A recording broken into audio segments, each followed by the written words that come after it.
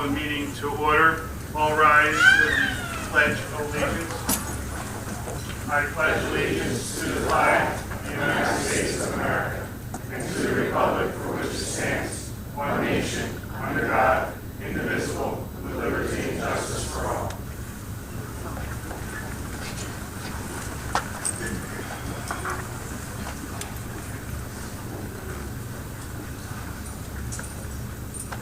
This regular meeting of the Township Council is being held in accordance with the schedule of meetings of the Township Council established and adopted by the Township Council, with scheduled designated time, date, and place of this meeting.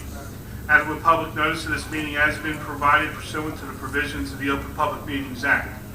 Where using an electronic amplifier and recording device in order to obtain audible and clear record, we request that all those wishing to speak be recognized and state your name and address directly into the microphone. The recording device is to be solely utilized by the Township Clerk's Office and shall be the official record of Township Council meetings. Roll call, please.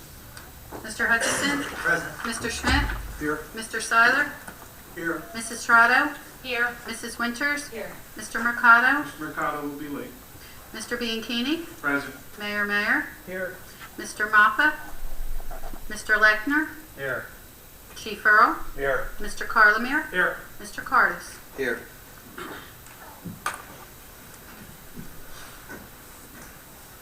Before we get started with the agenda, I'd like to have a small discussion with residents here in tonight's meeting.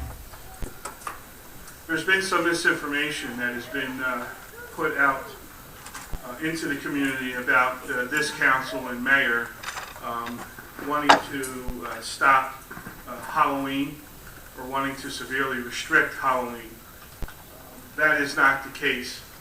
What we have in the past, since 1982, this council, and many times bipartisan council, has passed resolutions for the safety of our children and the safety of the community.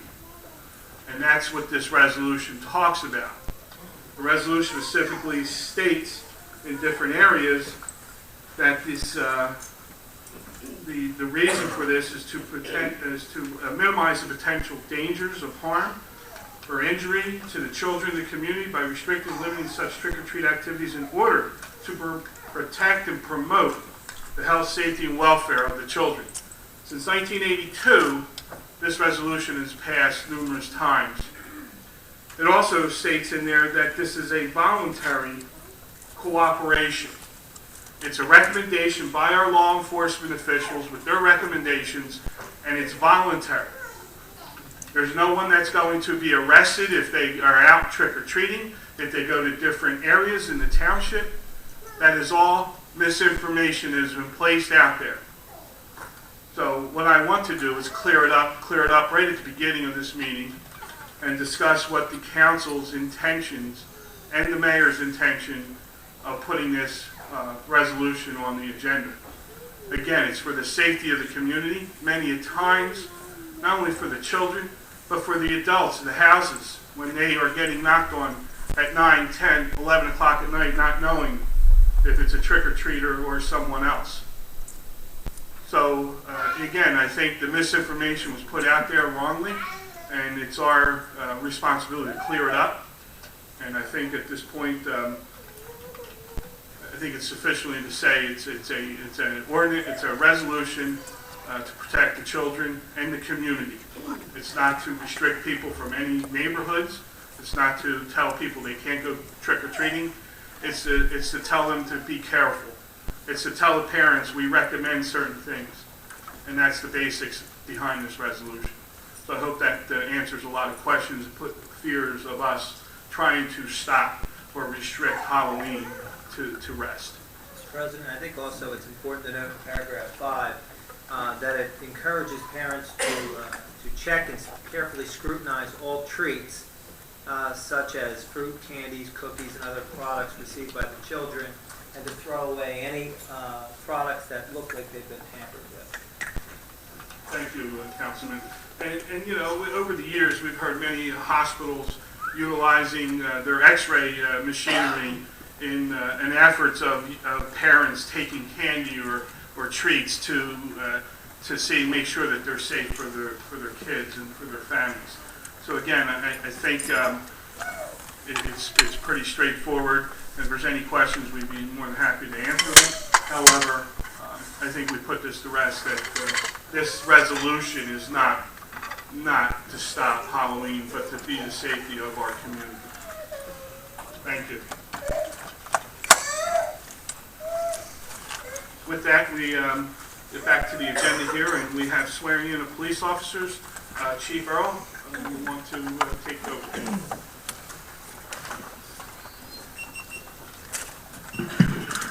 Thank you, Mr. President. Mayor, Council President Bianchini, I ask that you join me in the ceremony tonight.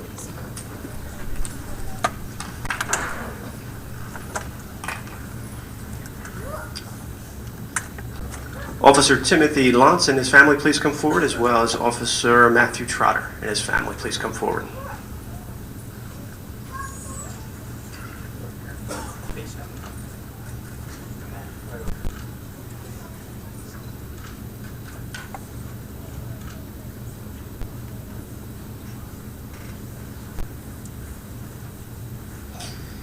Officer Lantz, you are a 1997 graduate of Mount Union, Pennsylvania Area High School. You received associate's degree in criminal justice from the Gloucester County College in 2006. You worked as a police dispatcher for the Delaware River Port Authority from 2008 until January 2010. You've worked previously as a police officer with the Camden City Police Department, and you were a 2010 graduate of the Camden County Police Academy. While conducting the field training program, Officer Lantz participated in an incident in which a burglary suspect was arrested under dangerous circumstances, resulting in Officer Lantz being awarded an official commendation of merit. Officer Lantz is married to his wife Dawn and is the proud father of a daughter, Abigail, and a son, Colin. Mayor, Council President Bianchini, it is my honor to request that Officer Lantz be sworn in as a Gloucester Township police officer tonight, along with Officer Trotter. Officer Trotter is a 2004 graduate of Clayton High School. He attended the Cape May County Class II Special Law Enforcement Officer Academy in 2005 and worked as a seasonal Class II Special Law Enforcement Officer for the City of Wildwood from 2005 through 2009. In August 2009, Officer Trotter attended the Cape May County Police Academy Basic Police Course and was hired as a full-time police officer by the City of Wildwood. Officer Trotter did an intergovernment transfer from the Wildwood Police Department to the Gloucester Township Police Department. Mayor, Council President Bianchini, it is my honor to request that Officer Trotter be sworn in as a Gloucester Township police officer. Officers, if you could please raise your right hand and place your left hand on the Bible. Please repeat after me. I state your name. I, Anthony Trotter, Do solemnly swear do solemnly swear that I will support the Constitution of the United States that I will support the Constitution of the United States and the Constitution of the State of New Jersey, and the Constitution of the State of New Jersey, and that I will bear true faith and that I will bear true faith and allegiance to the same and allegiance to the same and to the governments established and to the governments established in the United States in the United States and in this state, and in this state, under the authority of the people. under the authority of the people. I further solemnly swear I further solemnly swear that I will faithfully, that I will faithfully, impartially, impartially, and justly perform and justly perform all of my responsibilities all of my responsibilities as a police officer as a police officer in the Township of Gloucester in the Township of Gloucester to the best of my ability. to the best of my ability. So help me God. So help me God. Congratulations and welcome on board.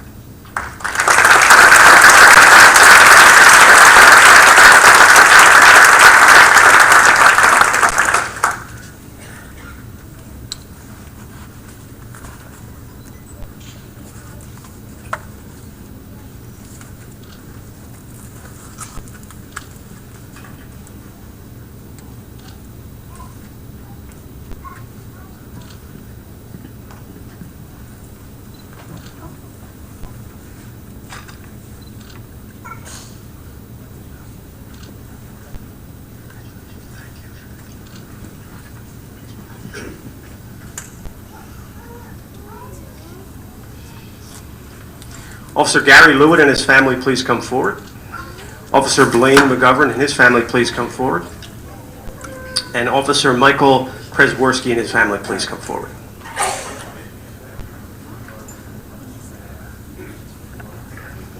That way.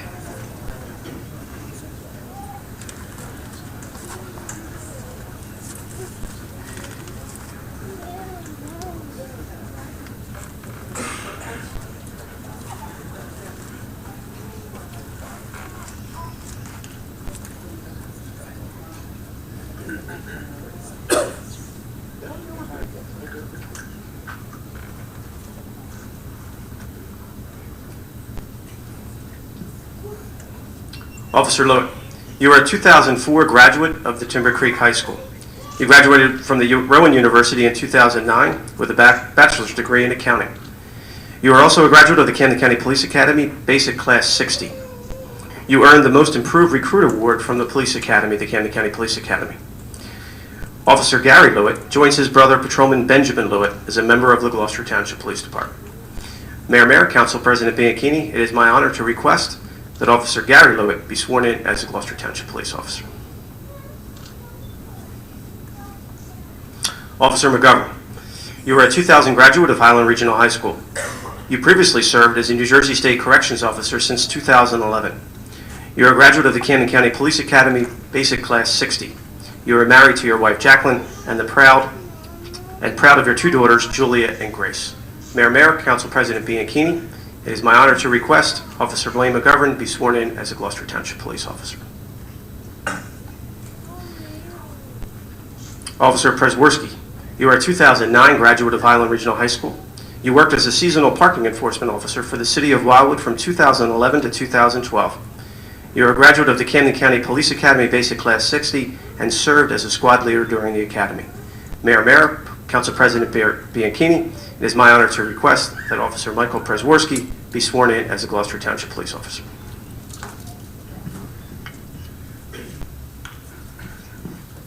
Officers, if you could please raise your right hand and place your left hand on the Bible.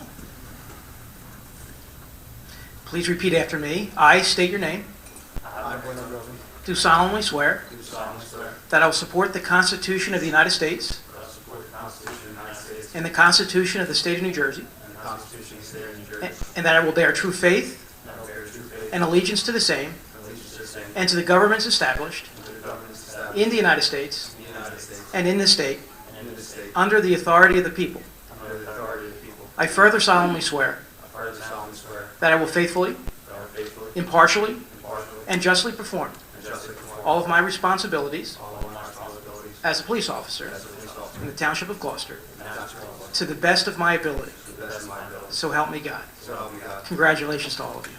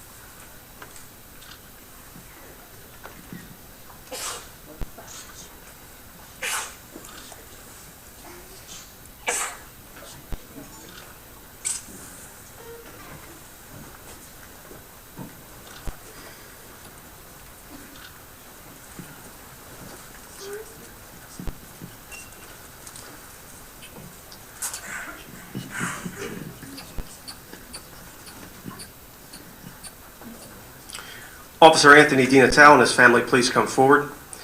Officer Vincent Apicella and his family, please come forward. And Officer Joseph O'Drain and his family, please come forward.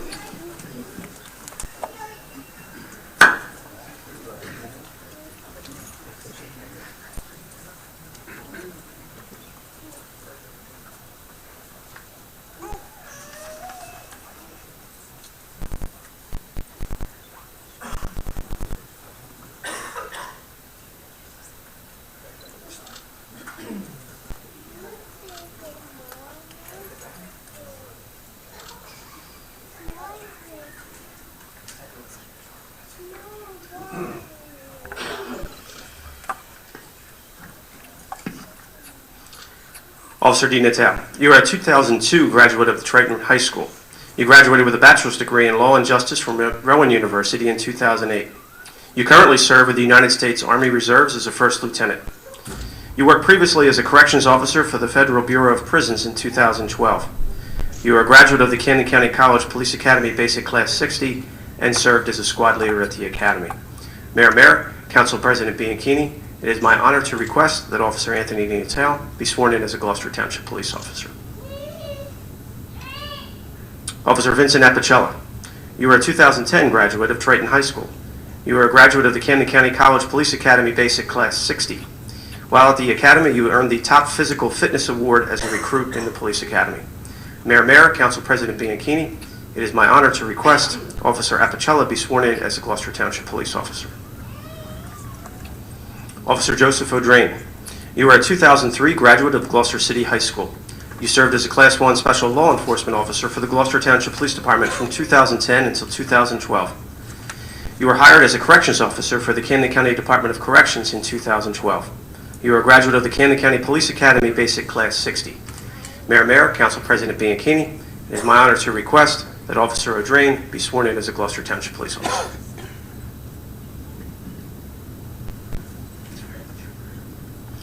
Officers, if you could please raise your right hands and place your left hands on the Bible. Please repeat after me. I state your name.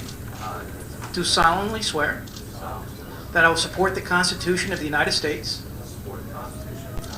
and the Constitution of the State of New Jersey, and that I will bear true faith and allegiance to the same and to the governments established in the United States and in this state under the authority of the people.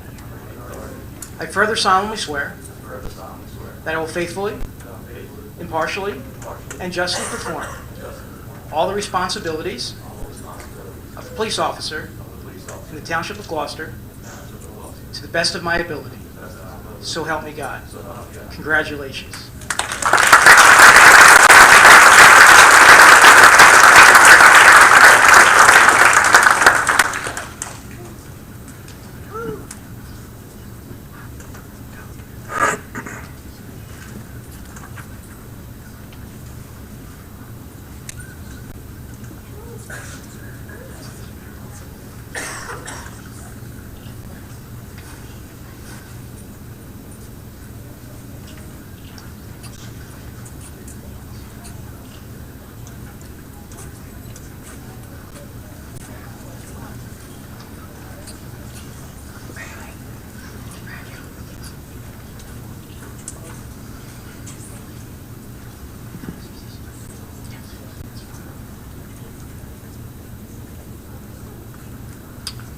Would Officer Brian Mazzarella, I know he's actually a sergeant, but we're saying he's an officer until he's officially sworn in tonight. So, Officer Brian Mazzarella, please come forward. And his family, of course.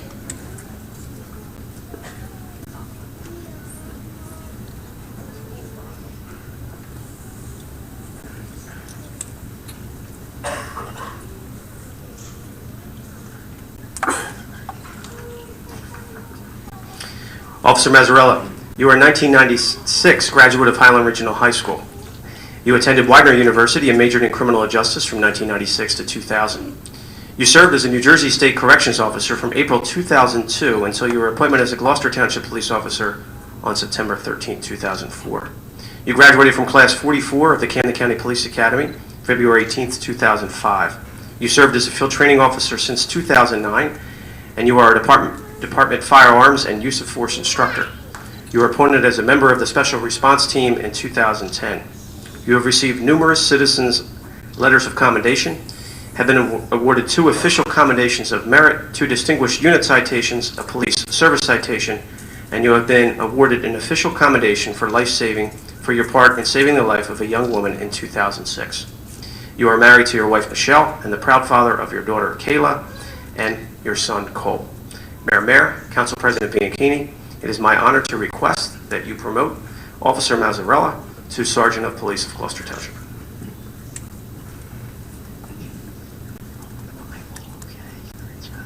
Please raise your right hand. Repeat after me. I state your name. I, Brian Mazzarella, Do solemnly swear do solemnly swear that I will support the Constitution of the United States that I will support the Constitution of the United States and the Constitution of the State of New Jersey, and the Constitution of the State of New Jersey, and that I will bear true allegiance and I will bear true allegiance to the governments established to the governments established in the United States in the United States and in this state and in the state under the authority of the people. under the authority of the people. I further solemnly swear I further solemnly swear that I will faithfully, that I will faithfully, impartially, impartially, and justly perform and justly perform all of my responsibilities all my responsibilities as Sergeant as Sergeant in the the Gloucester Township Police Department of the Gloucester Township Police Department to the best of my ability. to the best of my ability. So help me God. So help me God. Congratulations to you.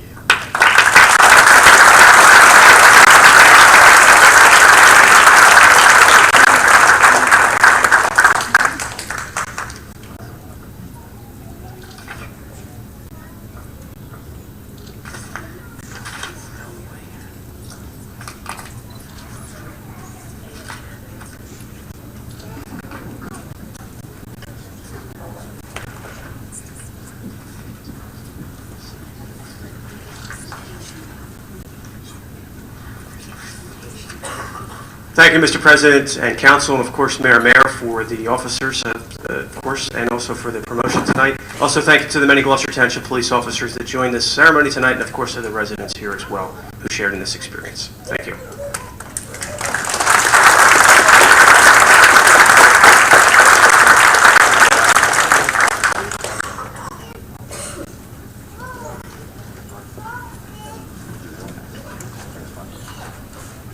Okay, we have a presentation here from Mary Jo Dentino to the Gloucester Township Police Department. Chief, you want to? If Lieutenant Barton and Corporal Granick could come up also, please. I'm going to actually have Lieutenant.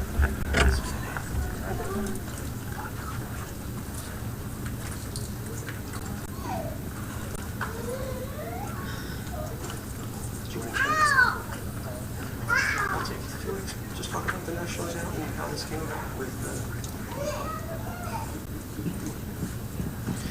Good evening, everyone. Once again this year, the first week in August, we celebrate National Night Out. And every year, myself and Corporal Brown work very hard trying to add new stops. And this year, for our Citizens Police Academy, which we hold every winter, we were lucky enough to recruit Mary Jo. And Mary Jo, for years, we had our first stop back here in Glen Oaks. And it was one of the biggest celebrations that we had this year. And this year, she was collecting donations for National Night Out, and because of that, they were able to gather a whole bunch of money, which they're going to donate to the Township of Gloucester and use for projects. So tonight, we'd like to thank you, Mary Jo, for your support to the Gloucester Township Police Department and for National Night Out. So thank you.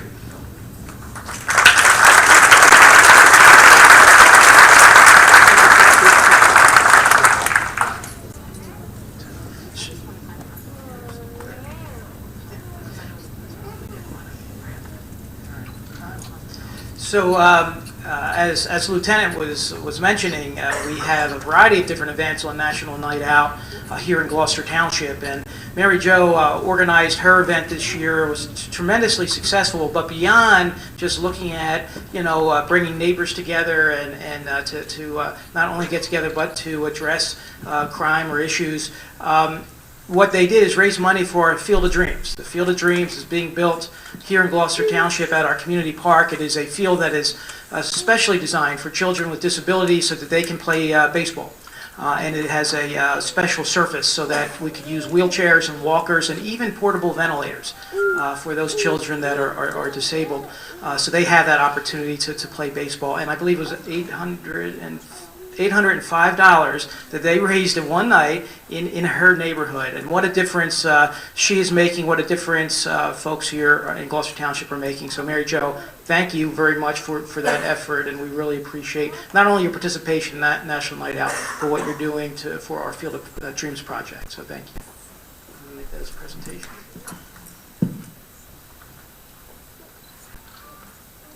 I just got vaccinated, so I think the police have a lot of regret on so Thank you very much.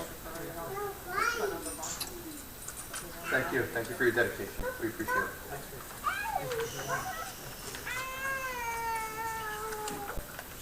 Thank you. Thanks, Mary.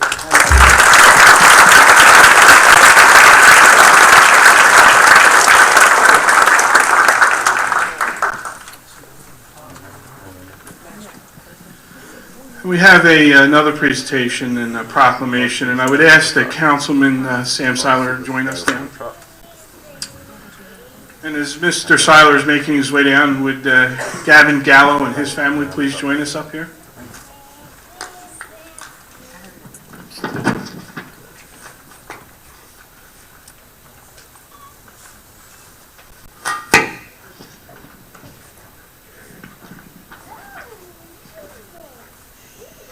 I'm going to read the proclamation. Whereas the Gloucester Township Mayor and Council are pleased to salute Gavin Gallo, a resident of Gloucester Township, in recognition of his outstanding accomplishments, and whereas Gavin Gallo began running track for TNT Express Track Club in West Effort a year ago. In his first year, Gavin qualified for districts, then regionals, and ultimately for the 2013 National AAU Junior Olympics in both the 1,500-meter and 800-meter run, which took place in Detroit, Michigan at the end of July. He is 8 years old, but runs in the 9-year-old age group.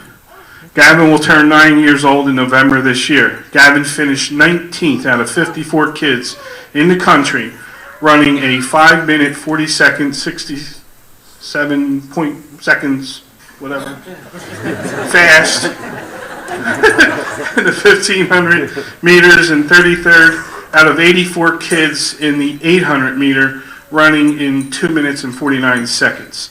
Next year, he will strive to place in the top 8 at the 2014 AAU Junior Olympics, which will be held in Des Moines, Iowa.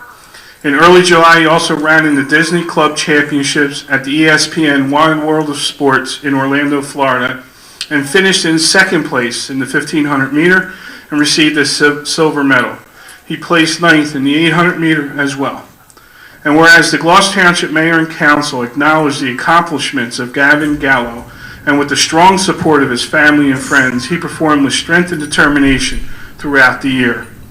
And whereas his talent and exemplary efforts in seeking and achieving athletic excellence have earned him the respect of Gloucester Township Mayor and Council, as well as the pride of the residents of the state of New Jersey, now therefore be it proclaimed that I, David Mayer, Mayor and Glenn Bianchini, President of Gloucester Township Council, do hereby proclaim September 23rd, 2013 as Gavin Gallo Day, as they commend Gavin Gallo for his exceptional efforts and competitive spirit evidenced by his accomplishment.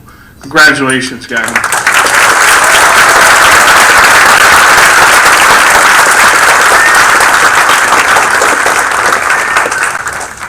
Gavin, today is your day. I think you're the youngest person in the township to receive such recognition. You accumulated an outstanding track record in a short period of time. Placing 19th in the entire United States in your age group is a tremendous accomplishment. I know your parents are very proud of you. Mayor, Township Council, and the community wish you much success in your future track participation. We hope you make the top 8 in 2014. Would you like to say a few words? Take as much time as you like. Hello everybody, my name is Gavin, and I just want to say a few words. I run for TNT Express, and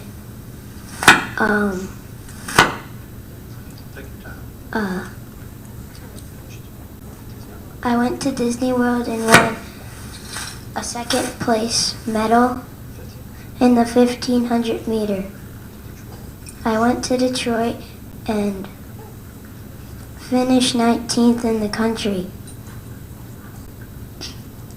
I want to thank my track team and my mom and dad for helping me get this far, but especially my mom because she takes me running every day. Thank you.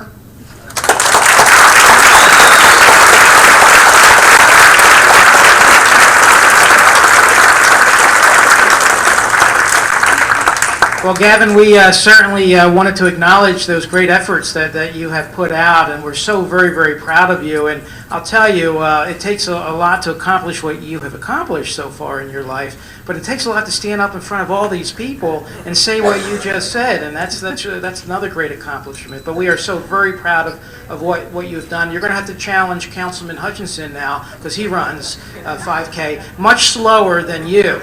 but you know, we'll see if he can keep up with you. But again, on behalf of our township, I offer you my congratulations, and keep moving forward and making us proud here in Gloucester Township. And to the Mary Jo, again, thank you for your efforts and making Gloucester Township a great place to live, and you see, because of the generosity of those that live here.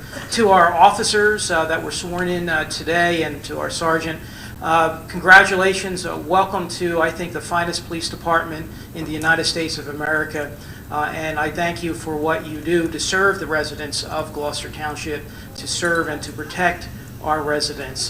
This is, again, as our department grows, part of our community policing programs in which we are implementing here under Chief Earl, and I thank the Chief and his command staff and all the men and women of the Gloucester Township Police Department for what they do for our residents here in our community. So congratulations to you and to your families. Again, Gavin, congratulations to you. Keep up the good work. Thank you. We're going to have a 5-minute recess. Thank you.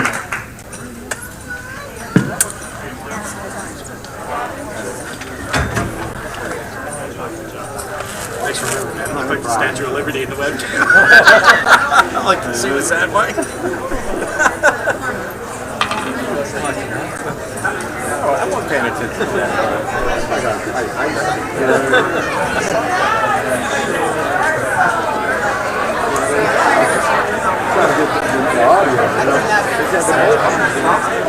That's fine.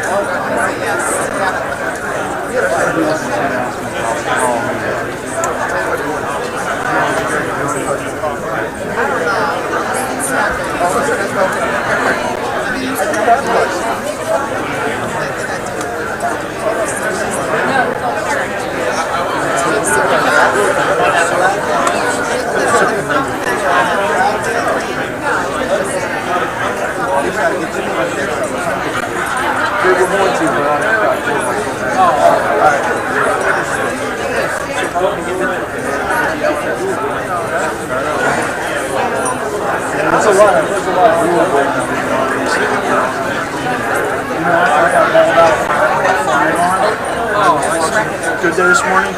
Something that was shot last night that we didn't see. That's got the flag going all over it. You know, and I got yelled at, and there was like a station-wide memo sent out.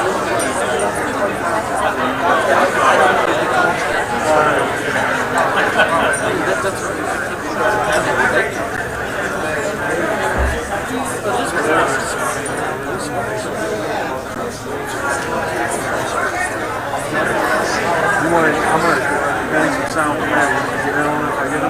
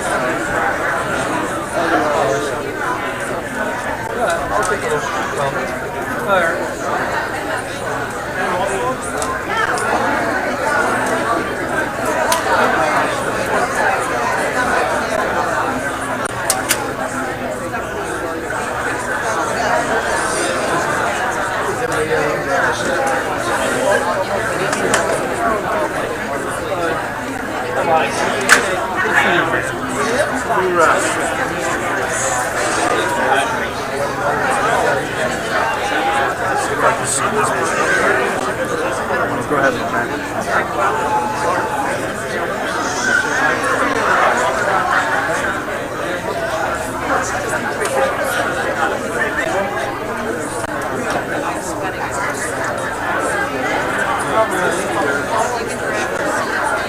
All right, so they made an announcement about Halloween, but we missed it because we didn't do it until 5 after 7:30.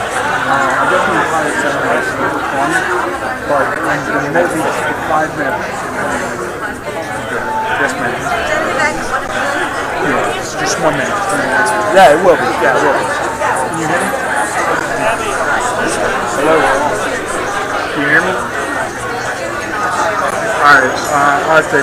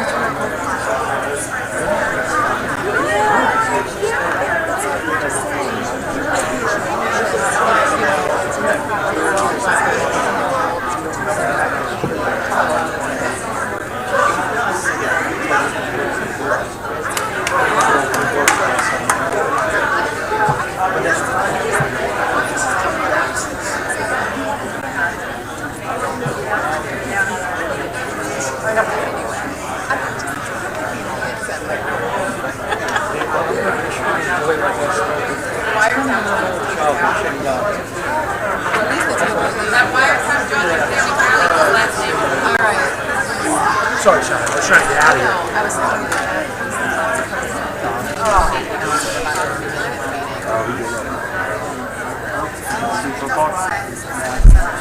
yeah. No, I know. I said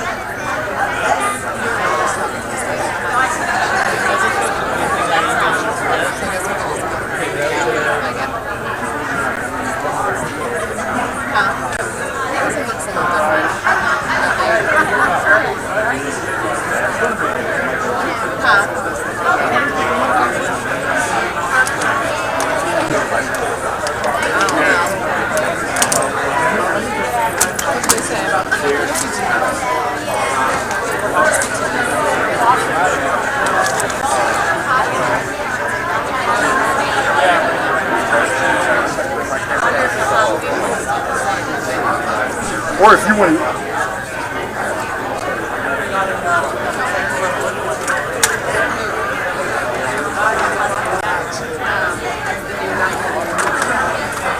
What are you guys going to do about a truck? What are you going to do about a truck? I got a lot of you here. I want to take care of my Sorry. Oh, thanks.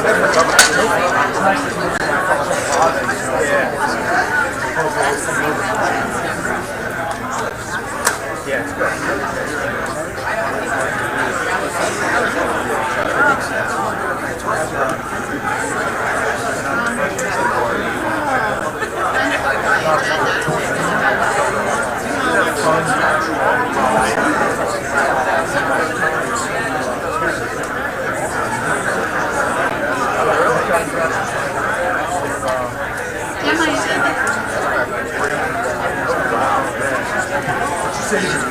Too much happening.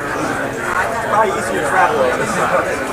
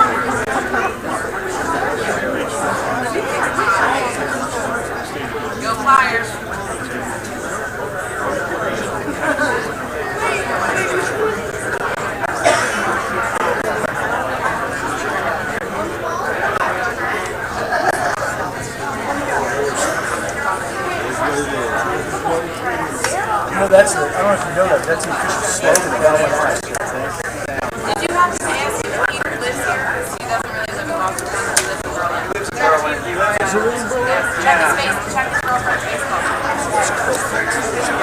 I got pictures, actually called the 20 rappers a week ago. Shawnette Wilson right here. Looks like the Ohio State University. So how about that flagless stick, huh? Drives me nuts. I know, right? Yeah. You know what's funny too? When I'm working thirds, I'm doing overnights, the cops always used to they'll look you up and down as you're walking home, and they always go, what station are you with? And they would always look down and see my Fox 29 flag. Oh, Fox 29. Now they're like, who's this college kid? You know what I mean? Who's this idiot walking up with the Mind TV?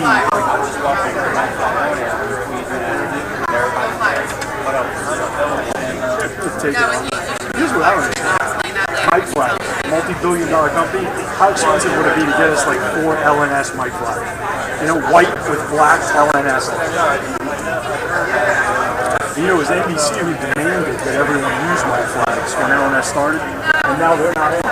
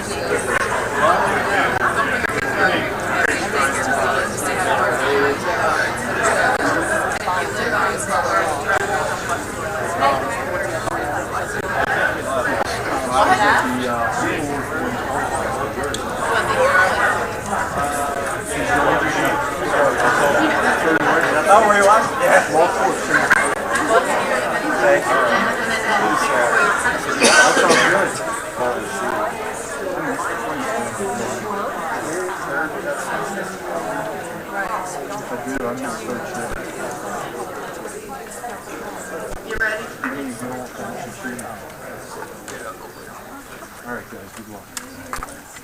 And make sure that everyone gets their game. And be careful out there.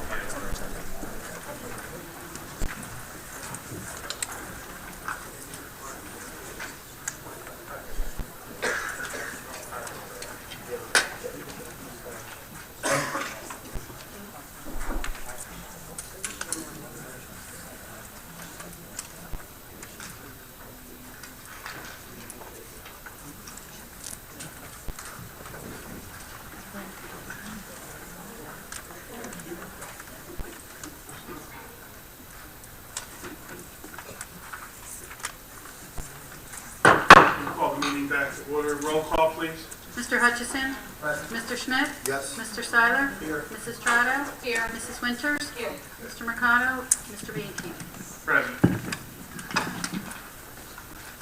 We will have the proclamation, Hispanic Heritage Month. Whereas on September 17, 1968, Public Law 9498 authorized the President of the United States to annually establish a week in September as National Hispanic Heritage Week. And whereas Hispanic Heritage Month was enacted by Public Law 102-450 on August 17, 1988. And whereas the theme for Hispanic Heritage Month 2013 is Hispanics, serving and leading our nation with pride and honor. And whereas we recognize the positive impact that our Hispanic communities have on the social, cultural, and economic development of Gloucester Township in New Jersey. And whereas Hispanic Americans continue to excel in many areas such as public service, business, education, and government. This perseverance has allowed for continued success and accomplishments through education and hard work, therefore enriching our communities. And whereas Hispanics' rich history makes up the Hispanic, Latino, ethnic, and cultural groups, Mexican, Puerto Rican, Cuban, Dominican, and Central and South American. And whereas September 15th was chosen due to the anniversary of independence for 5 Latin American countries, Costa Rica, El Salvador, Guatemala, Honduras, and Nicaragua. Additionally, Mexico declared its independence September 16th and Chile September 18th. And whereas Hispanic Heritage Month is a time of celebration and appreciation of our rich culture, tradition, and numerous contributions made in our communities. Now therefore I, David Mayer, Mayor of the Township of Gloucester, and Glenn Bianchini, President of the Gloucester Township Council, do hereby proclaim September 15th through October 15th, 2013 as Hispanic Heritage Month in Gloucester Township, and I call upon officials, educators, librarians, and all the people of the Township of Gloucester to observe this month with appropriate ceremonies, activities, and programs under this year's theme, Serving Our Nation with Pride and Honor. Ovarian Cancer Day. Whereas ovarian cancer is called the silent disease because its symptoms are often vague and subtle, and a woman's lifetime risk of getting ovarian cancer is 1 in 72. And whereas at present there are no early detection tests routinely conducted for ovarian cancer, the leading cause of gynecological cancer deaths in the United States, and where each year more than 22,000 women are diagnosed with the disease and approximately 17,000 die from it. And whereas if medical research can be developed and if this deadly disease can be detected in its early stages, survival from ovarian cancer is a 90 to 95%. Sadly, however, the 5-year survival rate for this disease is only 28% because it usually is not detected until later stages. And whereas the Ovarian Cancer Awareness Campaign was launched nationwide by the Ovarian Cancer National Alliance located in Washington, D.C. The month of September was designated and a visual aid was established by utilizing the recognized cancer ribbon logo with the ribbon color in teal. And whereas the Susan Marie Rupp Foundation set as their mission to promote public awareness of this silent deadly disease and its symptoms through their Teal Ribbons of Hope Ovarian Cancer Awareness Campaign. Now therefore be it resolved that the Mayor and Council of the Township of Gloucester joins the Ovarian Cancer National Alliance, the Susan Rupp Foundation, and the nation in declaring the month of September as Ovarian Cancer Awareness Month and adds their support of the goals of this awareness campaign.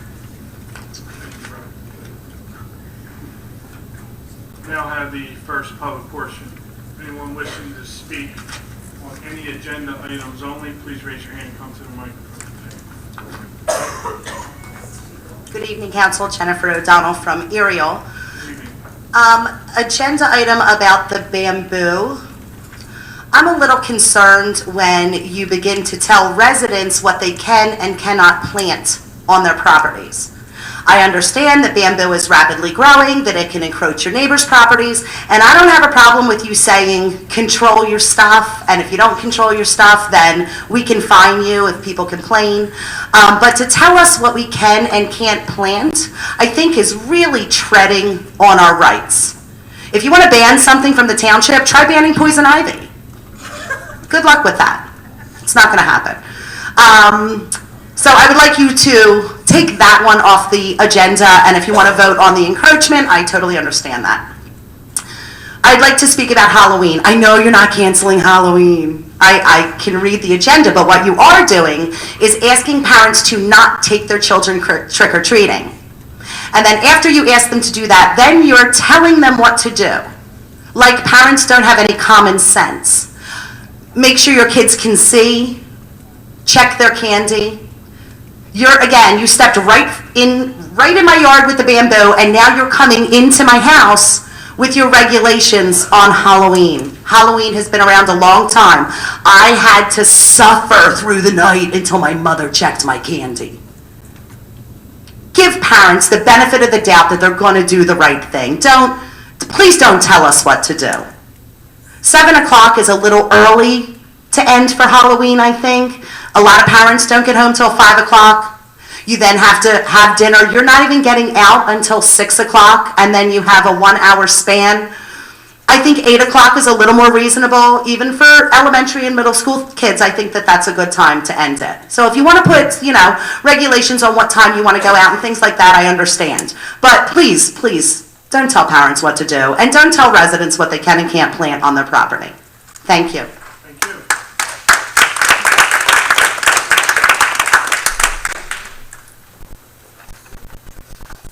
My name's Heather Rambert. I live in Millbridge. I'm a fairly new resident here. My concerns mirror some of hers in terms of Halloween. I did go read the resolution. I admit, knee-jerk reaction last night. But now having read it, I am still concerned. You are punishing an entire class of working class families. There are so many single parent families, 2-income families. They get off at 5, they commute back. I commute from Burlington, people commute from Philly. We're lucky if we get in the door by 6. You want us to feed our children a healthy meal so that they don't, gouge themselves on candy. And you want us to get them in costume and out into the street and finish trick-or-treating within an hour. It's not realistic, and it punishes a certain class and group of people. I know that's not the intention of the resolution as written. I understand that it has nothing but pure and lovely motives behind it. The safety of our children, the safety of our communities. But for goodness sakes, 7 p.m. it creates a second-class citizenship here in the township. And I don't think any of you are intent on doing that. I don't think that's the intent behind it. I would like to note that yes, stopping is voluntary, that nobody's going to be arrested, any of that. But when people read this, they're going to turn out their lights, they're going to lock their doors, and my children and some of my neighbors' children who won't get out there until 6:45 are going to be denied an entire hour, 2 hours, a night of fun on what is, for most children, the second best night of the year. I mean, you got Christmas and you got Halloween. Basically, this trick-or-treating, or what was known as guising, has an American tradition since 1911. That's 102 years. That's a heck of a lot longer than any of us have been here. It has always taken place from dusk onwards. It has always been that way, so that families could participate together. You're penalizing a whole class of people, a class that I'm in, and I would like you to reconsider the 7 p.m. voluntary curfew. Perhaps reword it, perhaps choose another time that's more reasonable for working class families in the township. Thank you. Thank you.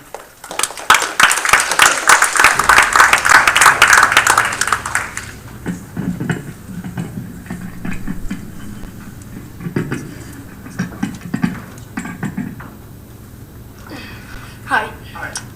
I'm Patrick O'Donnell. I live in New Jersey, the Ariel section of New Jersey. Well, I see no reason why Halloween has to end at 6:45 if your parents have already taken are with you. Every year, my candy is checked, and we have never seen any signs of tampering. I always trick or treat in a group with parents, and there are always plenty of adults around. I have never heard any attacks or from older children or kids getting hit by cars.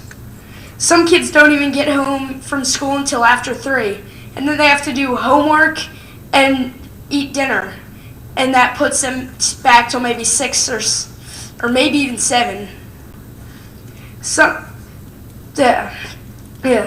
Well, that won't give us enough time to get enough candy to, I don't know, last us until Easter and get maybe 2 or 3 cavities. Maybe sending patrol cars out might keep kids safe during the Halloween hours. Thank you.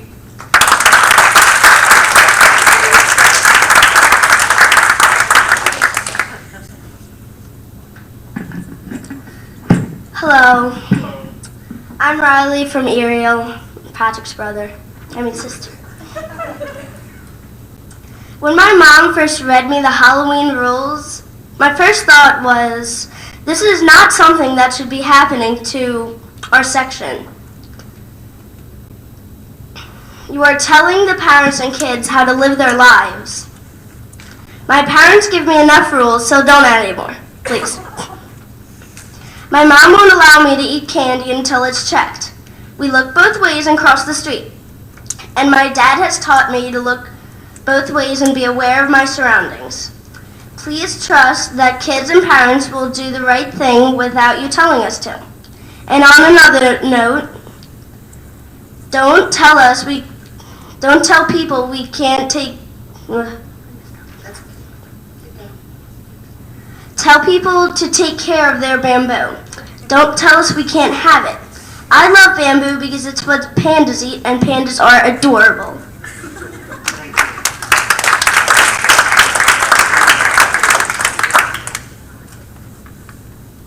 Seeing no other hands, Aaron? I don't know if I know how to raise this thing or not. Just the little thing there. Thank you. Thanks. My name is Mary Matriciano, and I live in Glen Oaks. I've been in Gloucester Township for 26 years. And I'm not telling people what to grow or not to grow on their property, but I want to thank the council for a bamboo ordinance because I was directly impacted by invasive bamboo that I didn't know was growing next to me. I spent the entire summer digging it out. I spent an entire weekend digging a 22-inch ditch and putting up flashing to try to at least contain it. I'm not telling people what to grow, but I'm telling them I don't want to grow it. And if you are going to have it on your property, figure out a way to contain it so that I do not have to spend my weekends, and I'm going to be 58, my husband's going to be 59. Our intention is not to dig out bamboo roots. That root came, or most of the roots came over this year at least 15 feet into my property, which is 1 foot off of my deck. If it grows underneath my deck, I can't get to it. If it grows underneath my shed, I can't get to it. Something needs to be done. There's township after township, municipality. I mean, there is a lot going on with bamboo. If people want to grow it responsibly and it doesn't impact anyone, fine. But the opposite side of that is someone like me that has to deal with it. And it is constant. It's coming over now. I go out and snip it. It comes up over. I don't know what else to do about it. So any help that we get from Gloucester Township or the council, and I want to thank you for at least putting it out there and giving people like myself a chance to battle this thing.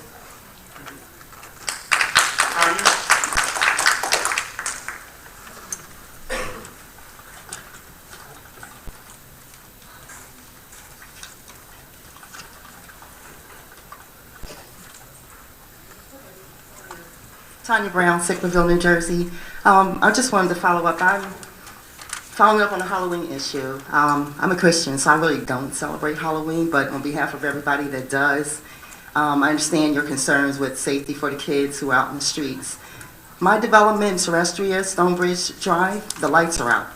So you have 30 days to get Public Works to drive around at night and make sure the streets are well lit. Okay? Thank you. Thank you. Yes, sir.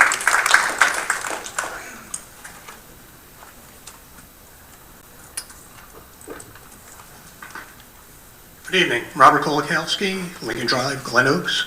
I'd just like to comment on the resolution appointing Connor Strong and Buckaloo as the broker for health in the township. I have some concerns in terms of the appearance of inappropriateness, in terms of that George E. Norcross III, who is the executive chairman of Connor Strong and Buckaloo. He is also the member of the National Democratic Committee representing the state of New Jersey, particularly New Jersey. All of the council members and the mayor are Democratic, and I would just like to say that it is at least a appearance of inappropriateness to have a brokerage with such close alignment to the Democratic Party. Thank you.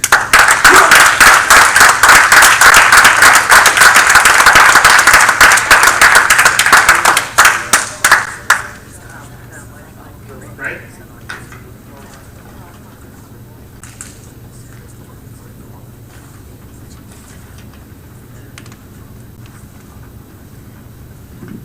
Good evening, Council. Ray Polidor, Ariel. I'm just curious as to, Council knows where the mayor is at this time? Mayor had a death in his family and he's with his mother. Thank you very much. Thank you. With respect to the Halloween resolution, is it this council or administration's position that there is the possibility that resolution was pronounced more than, as you say, has been in the past because of the recent rash of criminal activity that's gone on inside of our township? No, right, because since 1982, we've passed that resolution, as I said, bipartisanly numerous times, and as a result, we put it on today. So it was not due to any current incidents that have taken place. Is council able to recite the number of any of those resolutions from years past? Whether they have the record of it, can it be recited? We have right there. Okay. And yeah, there's folks that are looking for that, and I think someone opened it. This is from 1992. They're not on the website, but he had. okay. The public's looking to know, and it's a little difficult. Now, when you do the audio recording of the meetings, how long does that audio stay in circulation or in the possession of Township? You know that you can find it out for you, right? I don't know. Is it about 70 days? Sound about right? It's 80 days. The clerk believes it's 80 days. Thereafter, We can confirm that for you, though. okay. Thereafter those 70 days, the minutes of the meeting, which are not verbatim, are then the record of council? Yeah, official minutes are minutes prepared and approved by council. That's the official. So in record keeping, when someone wants to go into the distant past, we have to go back to the minutes of a meeting that are not verbatim of the meeting, correct? Go back to the minutes that have been adopted by council and go into the minute book. So details that may not have appeared or been transferred to the minutes are no longer able to be procured. Once council approves the minutes that are in written form, and that their approval puts the minutes in the minute book. Okay. All right. And instead of coming up at the public portion, I'd like council to be aware that today is the birthday of Sarah Bash Young, 89 years old today. I'm sure you wish her happy birthday. Thank you. Thank you. Yes, ma'am.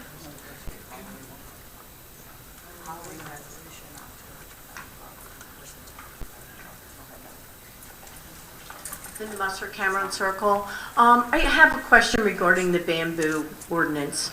I understand that bamboo is very invasive, but my concern is it's still trampling on private property rights.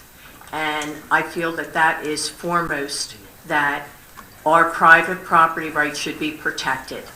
So my question is, where it has under letter B, under the duty to confine, where it states that the confinement shall be by barrier constructed in accordance with specification approved by the code enforcement officer of the Township of Gloucester and may be amended from time to time and inspected and permitted by the office of the code enforcement officer. So what are the specifications to confine the bamboo? There are a series of that information that we review too detailed to put into the ordinance, and they get amended periodically by whatever agriculturalist or whatever wraps them. Whatever is in the code books to help regulate and confine the invasiveness of. Well, is there something specific in there now? I mean, you know, this is pretty vague. This is, you know, what are they going to have? Bamboo hunters going around looking to see who's, you know, peeking over fences to see who's growing bamboo in their backyard? I don't think that there's that many people that are growing bamboo. Well, and the fact of the matter is this has been brought to our attention over 2-3 months. It was given detail. We researched with our solicitor some of the situations that are out there. And the fact of the matter is it's a very invasive situation, very invasive vegetation that not only, and Mary had many pictures and situations that she encountered, not only her property but other properties, that they could be dangerous, that if you fall on them and things like that. So council took it very seriously. We're not trying to, again, stop people from doing what they want to do, but it's like rainwater. You can't have your gutters put your rainwater on someone else's property and cause a flood in their basement or in their home. So we have ordinances against that, and that's the intent of this, is to prevent someone that, like Mary, who may have to move her deck, move her shed, or it could even go through concrete walls and it could invade her house.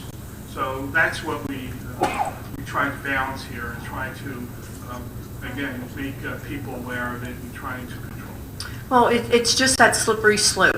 It's the camel's nose under the tent. And then, you know, they don't like this, and then somebody else doesn't like what somebody else might be growing in their yard, and then, well, you know, what's next?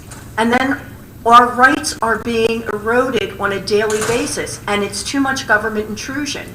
And I do not feel that they have the right to do that. And as a realtor, I mean, I am very passionate about private property rights. I feel that that is, you know, the reason why people buy real estate and they buy a home. They want that private, they wanted the enjoyment of their home without being intrusive on someone else. So if someone is growing something that's intruding, can't they just punish that person without having an ordinance? I don't think it's run amok in the township. Well, again, I think David will speak to this. We had that discussion, and the ability to stop it, again, it's something that is very wild, very could be dangerous, could be destructive. We're not talking about a vine that's coming off that you can easily cut. You have to literally block, go down deep into your property and block it from coming, and there's no guarantee with that. So we took all that in consideration. Yeah, I mean, that's exactly correct. The information that the council received over the past 2 months or so showed that if there is planting of bamboo, it should be on or in an above ground container, so many 3 feet off the ground, 10 feet or so or more. Some recommendations were 50 feet from the property line, which is almost an impossibility with the lots that are within Gloucester Township. If it's planted, then there has to be a property line barrier 3 feet deep, if I recall reading.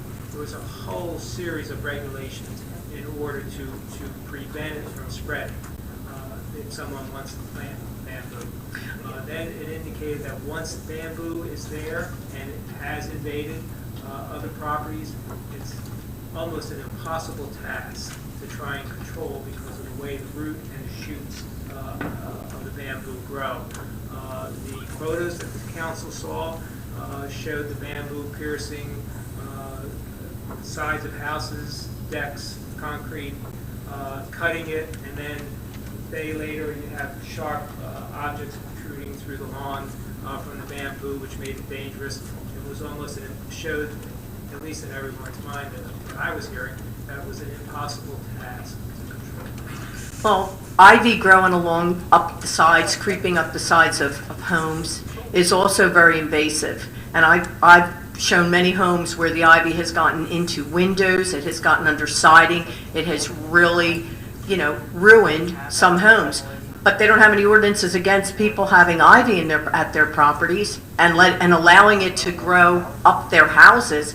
It's just. But it's not going into your neighbor's house. It could. Well, anything could, but if it's up on my house and I want to take that risk of it going into my window or my roof, it's just like a tree that's planted next to my house. It could grow high enough that it could lift my eaves and cause damage to my roof. That's my expense. I'm the one who planted it there. But if my tree is causing onto your property and causing your roof to be in danger, now we have a situation. So, again, Linda, we looked at it, we tried to balance it, we tried to be realistic, we tried to put ourselves in that resident's position. We tried to say, hey, do we really want to get into that because, of the issues that some people are bringing forth. But the destruction of this vegetation is far greater than most others. And so, as a result, we asked the solicitor to come up with some good wording. Well, I'm just very concerned because, like I said, this is trampling on private property rights, and it isn't going to end here, and that's the fear and that's the concern. Thank you. Thank you.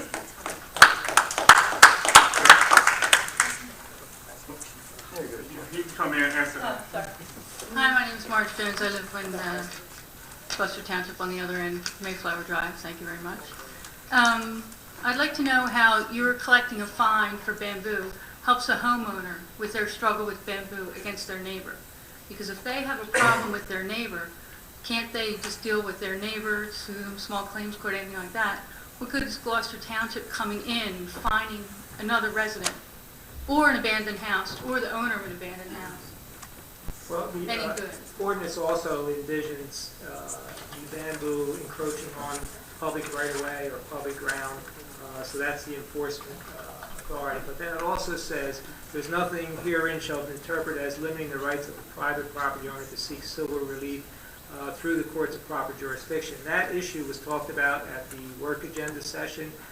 What could a property owner do? They can initiate any proceeding they choose against the neighbor. This ordinance is not taking that right away. So if they want to initiate an action to their neighbor for the damage or destruction, or get a court or some type of injunction for the removal of the bamboo, they can proceed. But the ordinance also has to address if the municipality, through the code enforcement, makes a determination that certain action has to be taken. If it's not taken, then the ordinance has to have a substance like everything else in the property maintenance ordinance, which indicates a per day penalty. But if it's like a 3-car pileup, if it gets onto public property and then gets into a private person's property, you're going to go after the public property or the first person, or it's just going to be like a pileup. Thank you. Sir?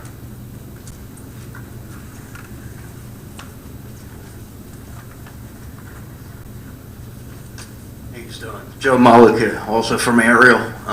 Backing up with this bamboo situation, I'm also a realtor in this area, and I'm very concerned that you gentlemen really don't have enough research done on this to impose anything, especially containment of such a vegetation. Fully understand the destructiveness of this thing. I've seen it go through people's foundations, sewer pipes, things of that nature. But if we're in a position to sell someone's home and there's already bamboo there and it's contained and now it starts going, are we as realtors going to now be held liable? It's big legal recourse that could happen to us personally. You, the township also. I think a lot more research needs to be done before something like this is implemented. Also, taking into consideration the Halloween agenda that you have, fully agree with having curfews on it, but the way it's actually been verbaged really hurts people and does not create any sense of community pride for neighbors to go out and want to participate. I think that also needs to be readdressed.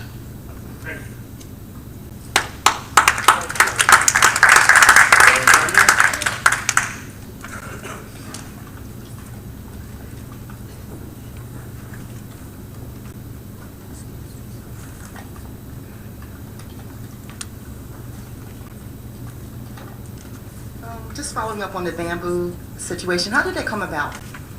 I mean, how many people complained when you took it to that you needed to pass an ordinance?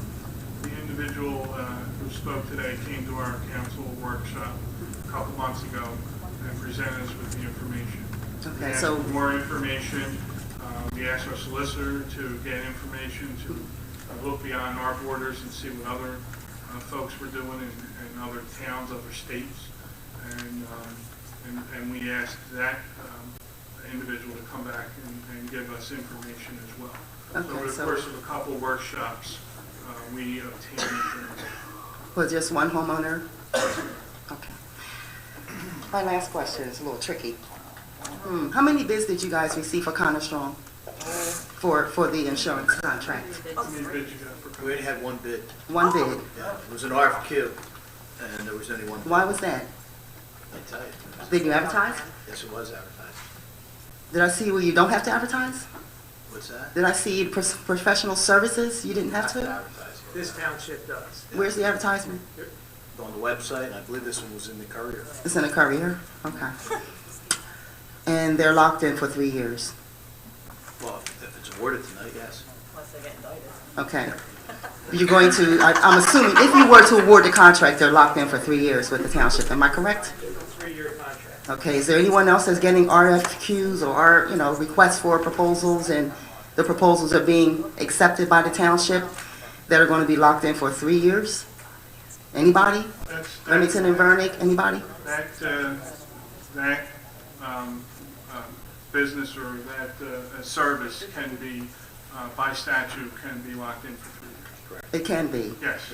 So can it be rescinded? Dave, Can what Can it be rescinded? Once the contract is awarded? Uh-huh. If there's cause, any contract, if there's proper cause, if there's a breach, reasons to justify the rescinding of a contract. Otherwise, it's a 3-year contract. Okay, the only reason why I'm asking is, there's 3 people back here who are running for council on my team. And you're going to lock this man into a contract for this health insurance services, knowing that it's an election year for 3 people on council. It kind of knocks out your quorum.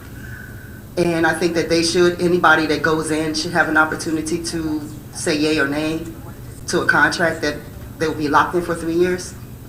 This contract's expired. It is. The contract has expired, so you can, It is expiring. is it always 3 years? It has been 3 It has been 3 years? that- And they also, Delaware River Port Authority, they represent them as well. And other state employee unions, they represent them as well. You read the news, I read the news, we all read the news, so I'm sure you're aware they do, DRPA and the state, right? But they're locked in for 3 years here. Is that normal? I'm sorry? Is that normal to lock a contractor in for 3 years, such as Remington and Burdick? How long are they here for? The ones that statutorily you're allowed to do, we take advantage of it for pricing reasons. I think we do that with the trash removal. That's actually a bid. This is a RFQ. Well, but I mean, That you could bid- have bids that go more than 1 year. Yeah, you can go 3 to 5 years on the trash. Okay, thank you. Thank you, sir. Anyone else? Yes, ma'am. All the way in the back.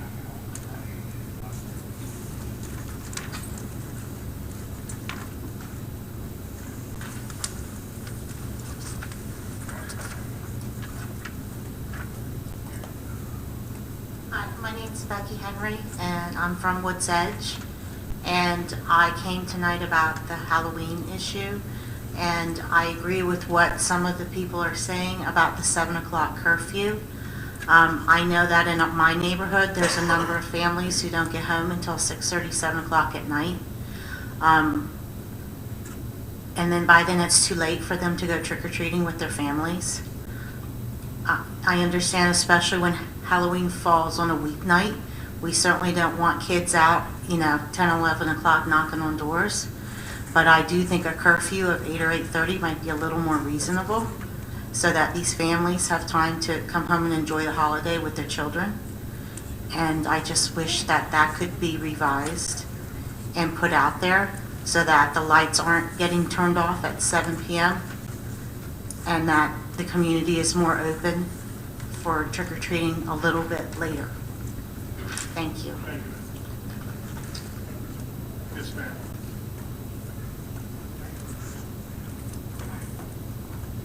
Don Briggs, Millbridge. About the bamboo, I agree with what most of the people have said. I know it encroaches, but I also agree that it's feeling like a Gestapo. You guys are telling what people can and cannot do. Why is this woman spending her weekend digging it out? Why we have fines for everything? Why can't we have fines for people that are growing bamboo and letting it encroach it? That and the Halloween. You say it's voluntary to stop at 7. However, I've read somewhere, and I'm not sure if this is true, so I'm asking. There's word that the fire trucks are going to be coming down at 6:45 to let us know that it's almost 7. If that's true, that doesn't seem very voluntary. No, it's, the siren goes off at 6:45, just as a reminder for the families that Halloween is to wrap it up in essence. To wrap it up for voluntary, 7 o'clock curfew. And the whole gist behind this resolution, which has been in existence since 1982, was a service to the community. I understand that. I understand that. Was recommendations that our police department years ago has offered to the residents. There's never, in my recollection, and I'll ask the chief if he knows, ever anybody arrested, anybody ticketed, anybody fined. It was a public safety service that the police department, the mayor, and council over years have offered to the residents. But you're giving the impression that we're not smart enough to tell when it's 7 o'clock. That's not true. Do they make recommendations on other items? But I should be able to recommend when my child is done trick-or-treating. 8 o'clock is responsible time, 8 o'clock, 9 o'clock at the latest. 7 o'clock is kind of ridiculous. And also having the fire alarms go off is also kind of ridiculous. I can tell what time 7 o'clock is. We have cell phones, we have watches, we're very smart, we're not stupid. We have flashlights, we can give our own children safety. Okay? There are those that are irresponsible, and those should be addressed. When the police are out, they can address that. But to address the whole township over some couple idiots that might be out there, I find ridiculous. Thank you. Can I ask you a question? Yes. How long have you been in the township? I have been in the township just 2 years. Okay. So there's a lot of people here who've been in the township a lot longer. And that point And my point is this has been, what does it matter how many years I've been here? I know, what it I matters. am asking that the public remain quiet while we're talking. If you want to address us, you may come up and address us, but do not yell out. So, ma'am, I'm only stating to you is it's a recommendation. You are the parent. You can make your decision based on how you want your child to be conducting their business that night. Exactly. So that's all we're doing. It's a public safety that's been there on the books since 1982. Again, there has been no one that's been ticketed, fined, or anything. There's no intention of telling people that they can or cannot do certain things. It's recommendation that we are giving a service as from the police department and mayor and council. That's all it is. That's all it is. There's no one that's ever been told not to do it. Matter of fact, there's in years past, they've opened the rec center so the police could take a look at things if parents wanted to do that. They have local hospitals that say, bring your candy to us. If you want to do it, you don't have to do that. You don't have to do it. You can do whatever you want with that. That's your choice. It's just a recommendation. That's all it is. I understand, and I'm trying to explain to you, it feels like more of an I encroachment. understand. I Especially when the respect your sirens are feelings. going off, because the sirens going off, that you're automatically, I better go. That's just what it feels like. I understand. Thank you. Yes, ma'am.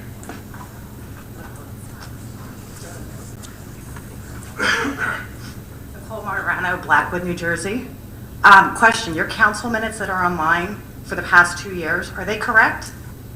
I'm sorry? The council minutes that are online on the clerk's website, are they correct? As far as I know, they are. Because I've printed out 2 years of them, and there's no resolutions regarding Halloween. Thank you. Yes, ma'am.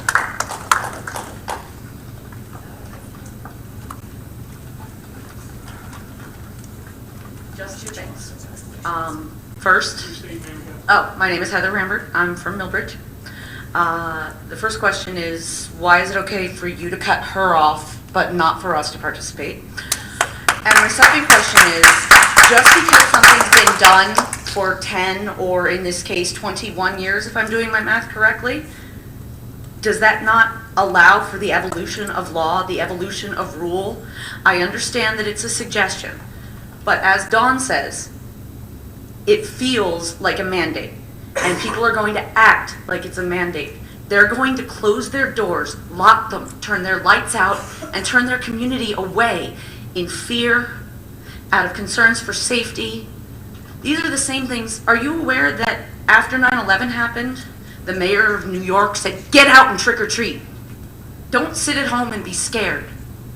That's what it feels like. You're talking about contaminated candy. We know. We've been talking about contaminated candy since before I was a kid. And I'm a 35-year-old woman. So at least 20 years, contaminated candy. We know. Those of us who are parents now grew up with it. We know. What we also know is that the economy sucks. We're working as hard as we can to provide a lifestyle for our children and our families. And you're taking a wonderful night and saying, sorry about your luck. Mom doesn't get off till 6. Take a hike. Not okay. Thank you. Yes, sir.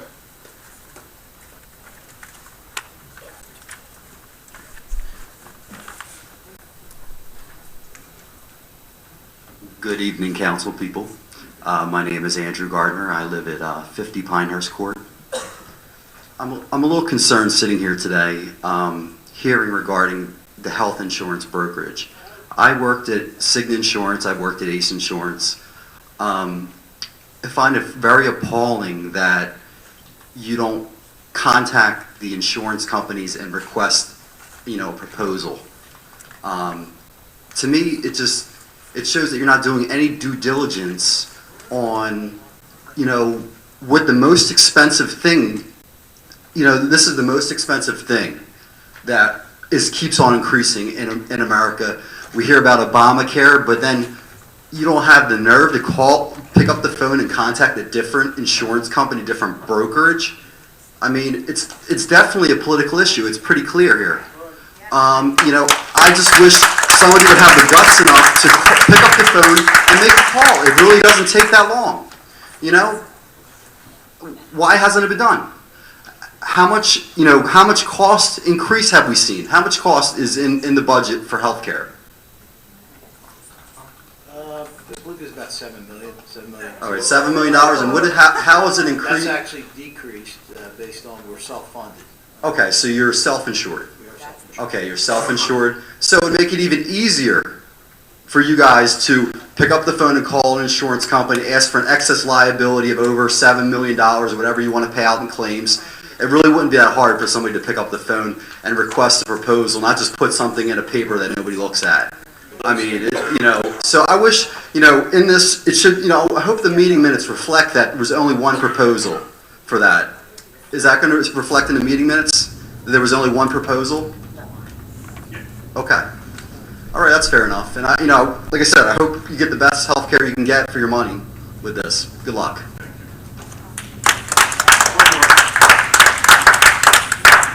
Jennifer O'Donnell, Ariel. RESOLUTION does not spell recommendation. It spells resolution. And if this is just a recommendation, why isn't this this thick if you do it every year. Oh no, it's just a recommendation. We put it out every year. Why isn't this filled with all the recommendations you ever made? Was it in last year's? Was it in the year before's? Was it in the year before's? Three. You didn't go back far enough. I went 2 years. I Google searched it through the news and the minutes. It last appeared in 2010. Correct. I also want to say that bamboo is one of the most, I'm sorry, am I boring you? Oh, I'm sorry. Sir, he's sitting there going, and I think what I have to say is really important. And are you a Democrat? I voted for you, sir. Sir, are you a Democrat?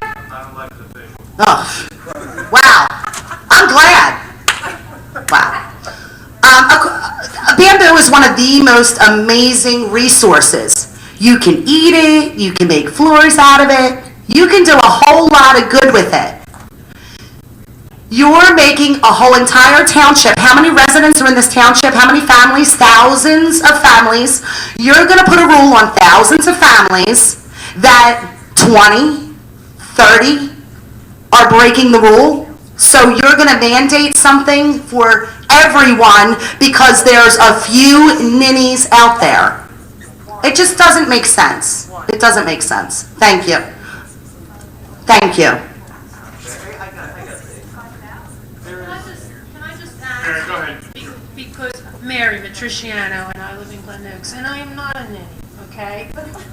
For whoever just... You don't grow the bamboo. No, I don't grow it. Exactly. And up until this year, I really had no... I'm sorry.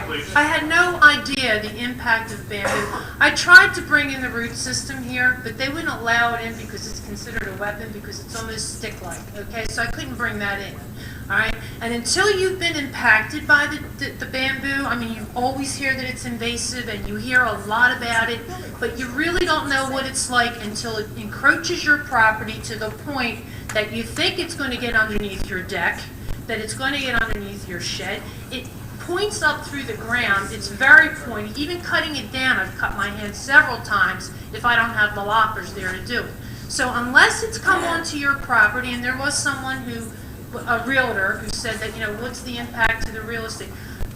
All you have to do is go out to the internet, and she's right. It is a renewable resource, and grown in the right condition under the right circumstances, it's a wonderful plant. But when it's invading your property, okay, and it's affecting everything about your property that you're afraid to, like, not go out and look for it, not to let it go up through your deck, that is a problem. Okay? Somebody has to acknowledge that it is a problem. People who grow it correctly and do not cause a problem with their neighbors or the community, that's fine. Grow it in a pot. Grow it contained. I don't have a problem with that. Up until this year, I didn't have a problem with that. I am not the only one. I might be the only one that's here tonight talking about it, but there's a lot of people that are impacted by it. And the person who's the realtor, absolutely, it's going to become something that has to be disclosed to a future home purchaser because it is so invasive and it's costing like thousands of dollars to remediate this problem. You have to go in with a backhoe. Did I get it all? I don't know if I got it all. People have hired backhoes to come in. When I called someone to come out and look at this removal, it would have cost me almost $4,000 to get rid of it from my property, and I wasn't a big enough job for him to come out to do that for. That's after searching for them online to come out. So I don't know. I am not here to tell somebody that you can't grow the plant. I'm here to tell you, you want it, that's fine. You grow it on your property, but not on mine. I don't want it on my property. I didn't ask for it, and I don't need it. Anybody that's responsible, keep it. I don't have a problem. I've lived here 26 years. I haven't had a problem. I do have a problem now. Yes, ma'am.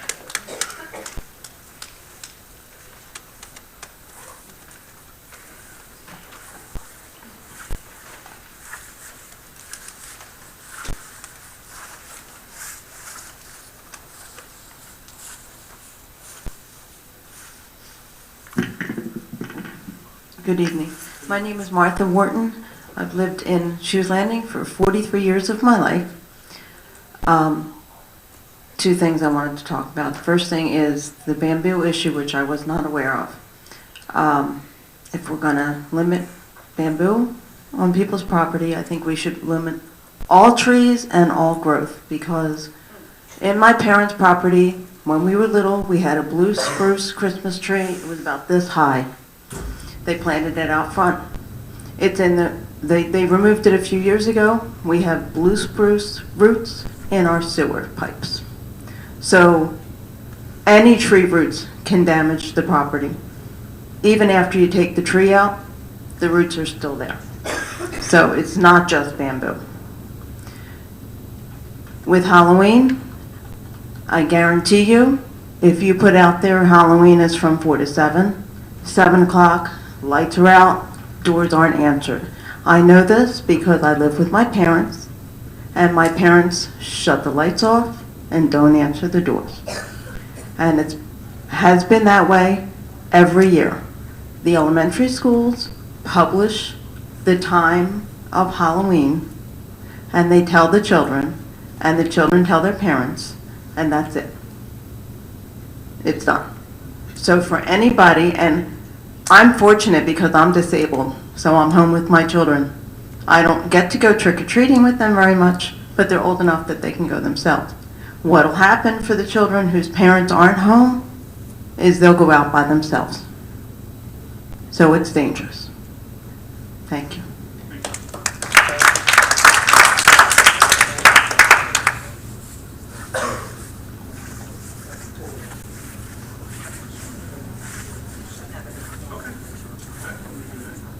That's right.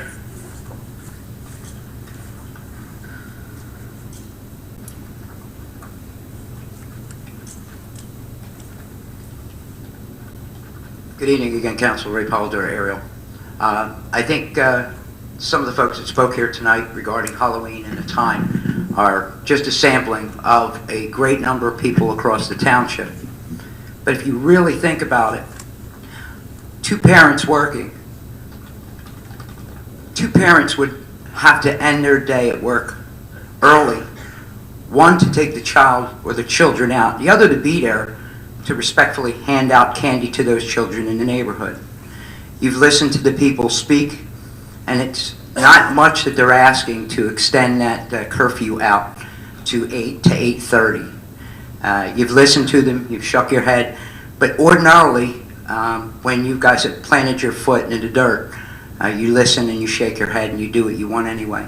I'm going to ask, are you prepared to make an amendment to that resolution tonight to extend the curfew for Halloween to either 8 or 8:30 so that the working parents in 2 and 1 parent families can enjoy the holiday and enjoy the second funnest day for the children to be able to do that when their parents get home. Some may get the opportunity to eat dinner, some may not, but they'll be rushing home from work to get as much of the trick-or-treating in.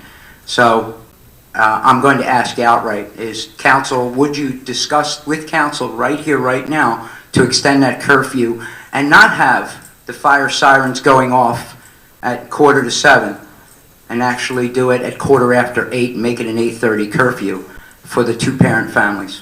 Councilman Seiler has already asked that we pull that from the agenda, the consent agenda, and talk about it separately. So we'll do that. Well, what I was going to say is the room is full of people that have that concern. Rather than tabling that, as you have made amendments in the past, We're not tabling, right? We're talking about it, and then we'll make an adjustment to it. wouldn't you be able to do that this evening and satisfy the people? You're going to move forward with that? That's what we're going to do. We're going to pull it and then separately out of the consent agenda so we can discuss it separately. What would you say at this point you're leaning towards, 8 o'clock, 8:30? Just an idea. Councilman Seiler just made that recommendation. We'll discuss it at that time. May Mr. Councilman Seiler express what time he had said? No, we'll do it at that time. Okay. Okay? We'll see. Thank you. Yes, sir. My name is Brian Simmer. I'm from Glendora. I'm 23. I hear you say that the cops don't hassle the kids. I take my nephew out and look at me. I look like I'm 15. I'm 23. I actually have been hassled. The cops, I don't know if they're directed to, because I do know some of them. One of the ones who just got sworn in, I graduated with. A lot of the cops, they hear the siren and they want to finish their shift, or if they're extended or whatever they want to do to get the kids out, so that they're telling everybody. I've seen them stop, like when I was 19, once you hit 18, they're like, oh, well, you're too old to do this. Start heading home. It's curfew. They call it a curfew. And you say that it's been done since 1981. Well, just because something's been done forever doesn't make it right. We abolished slavery. Everything can be changed. And to say it can't be changed is to actually go against everything this country is founded on, because we built this country to change from another country. And with Halloween, I know it's not the biggest issue in the world. It's Halloween, but it is a holiday, and it is fun for the kids. I take my nephew out, and he's coming to me this year because he lives in West Effort. And my sister is taking out my niece over there. So she doesn't get home until 5 o'clock. If you say the curfew is 7 and you set the alarm off at 6:45, the fire alarm, parents are going to be rushing to get home, which can increase the chance that they'll be in a car accident because they're trying to rush home so that their kids aren't disappointed. Parents are trying to be the best parents they can. Yes, there are bad parents out there. I'm not that much older, so I was in high school. I'm still in college right now. And I see the idiot parents and I see the idiot kids because I work security at concerts. And I just see the bad parenting and all this. But to take a group larger than that and punish them for the small amount of people isn't right, because then everybody's going to be disappointed on both sides. Because the bad parents, it's not going to affect them. They're already doing that. They don't care. But the good parents are the ones who are going to be affected, and they're the ones who vote for you guys. And if you really make them mad, you probably won't be sitting there next year. Thank you.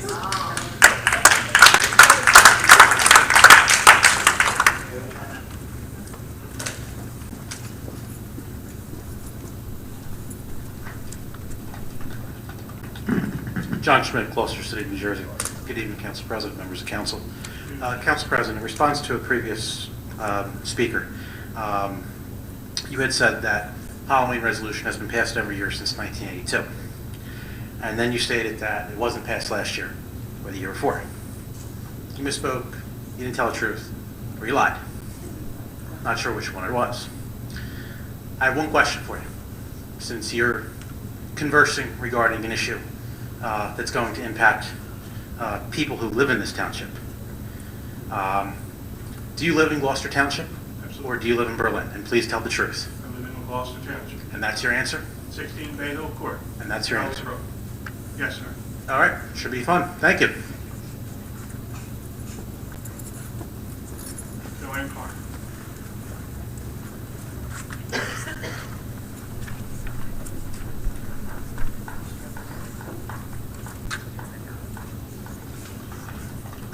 Joanne Clark, Timber Birch. I just have a question about number 4 on the Halloween explanation. It's confusing to me. It says that all Halloween trick-or-treat activities on October 31st begin at a time and end at a time. And then it says on October 29th, 30th, and 31st. And then on the 31st, the fire companies. What's happening on the 29th and the 30th? I'm confused, which isn't unusual.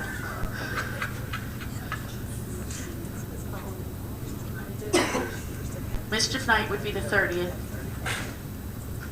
Well, Soap Night is the 29th, and Mischief Night is the 30th, if you stick to tradition.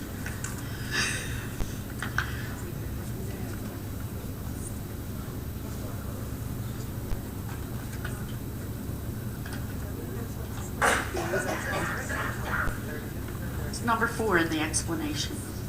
I just...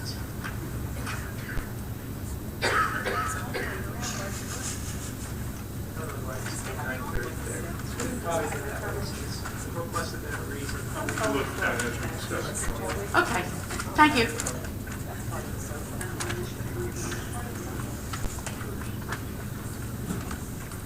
Forgot about Soap Night, didn't I? Robert Kolakowski, Glen Oaks, Lincoln Drive. I think I can partially answer that. I looked in the ordinances and the section dealing with curfews. I think the regular curfew is until I don't think it's 7 o'clock, I think it's later.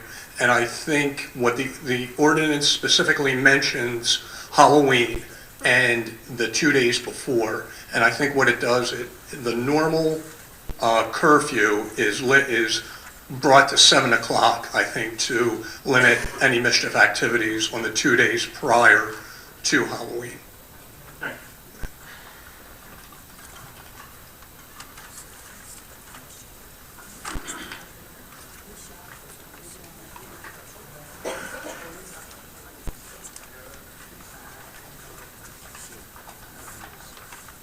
Good evening, everyone. How are you? Joshua Berry, still here in Gloucester Township. Seems like it's been a while. I was at the BOE meeting earlier showing support for the support staff there. So had a number of conversations with them because it was a packed room, and believe it or not, I was standing in a hallway, couldn't hear. And I heard a lot of feedback about the Halloween ordinance, or the resolution, excuse me. So first off, thank you for opening up again to make changes to the time. I first moved here in '99, and I was shocked that when I got home from work, literally I had about a half hour before the kids stopped. When I grew up, you didn't go out until it was dark. Only the little kids went out when it was light. So thank you for that change. But the other thing that had upset a lot of people, and these are nonpartisan folks, guys. These are not my people. These are bus drivers and custodians and cafeteria workers, was the clause about recommending house parties. And again, I missed part of the first public portion, so I apologize if this was already covered. But if you are opening up that resolution, I please ask that you strike the language to recommend that people do not trick or treat and instead go to a house party. That would be the first thing. Second thing is, in my opinion, I would just strike the whole thing. Most parents and the reaction that I've gotten, you can imagine my email box and phone was lighting up all day. This thing went viral very quickly. Most people don't think government has a place to regulate Halloween at all, other to say begin by 8:30 or 9 o'clock. The police, when I came in, handed me a very nice flyer with a bunch of safety tips. That's great. I've seen them since I was a kid. Right, I grew up in the 80s when there were razor blades and apples and all sorts of things. Instead of making a recommendation for people to not trick or treat, and you could recognize the police's list of, hey, here are some safety things. That enables myself and everyone else here to be a parent. Second thing about Connor Strong, one of the questions I have is, why are we not in the state health plan? The comptroller,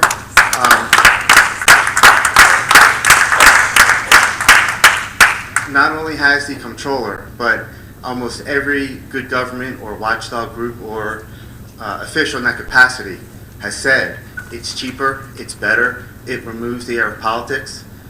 Many schools, in fact, every town that's gone to it has saved. So that's question one, that I am concerned that we are not in that plan. And question two, to reiterate the point of, I work in the outsourcing industry, have for the last couple of years. And we get RFPs two ways. One is we happen to see something advertised, and the other one is people call us. I'm talking Fortune 100 companies, Fortune 1, for example. And I agree, for something as important as our health insurance, we should not be sitting back and passively waiting for the municipal players, because it's the same crew, right? You guys know it, I know it, we all know it. But if you start actively calling, having a purchasing group, you will get much more diverse responses. And you might find out that Connor Strong is indeed the best vendor. I'll be honest, other than their political connections, I do not know how good their service is. I've heard mixed reviews. But when you get that objective scorecard and a large pool of applicants, you can truly rate them against their competitors. So I realize you are going to vote tonight and you're going to pass it. I've been here before. It's part of the reason why I stopped coming. But please take into consideration that more proactive will lower taxes because Connor Strong is expensive. Thank you.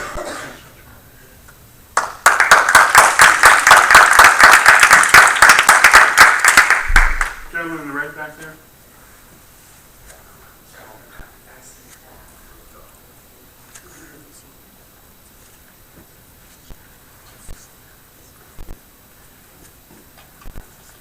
Aaron Gladden, resident, used to be 44 Greens Way. Thank you. Gloucester Township Police.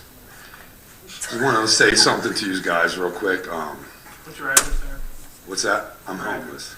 I'm sorry? I'm homeless. Oh, I'm sorry to hear that. Yeah. Are you? I don't think you are. Nice to see you. Yeah, nice to see you. Just to let all you guys know, one thing before you, with the bamboo and the candy at a certain time, you got to set your mind right, and rest will come to you naturally. No restrictions, no hang-ups, no stupid rules, no formalities, no forbidden fruit. Just everyone getting and giving as much as she or he can. Ray Charles, learn them words. Close the first public portion. Minutes, please. Waive the reading and accept the minutes of September 9th. Motion to accept the regular minutes. Second. On the question, roll call, please. Mr. Hutchison? Yes. Mr. Schmidt? Yes. Mr. Seiler? Yes. Mrs. Strato? Yes. Mrs. Winters? Yes. Mr. Mercado? Yes. Mr. Bianchini? Yes.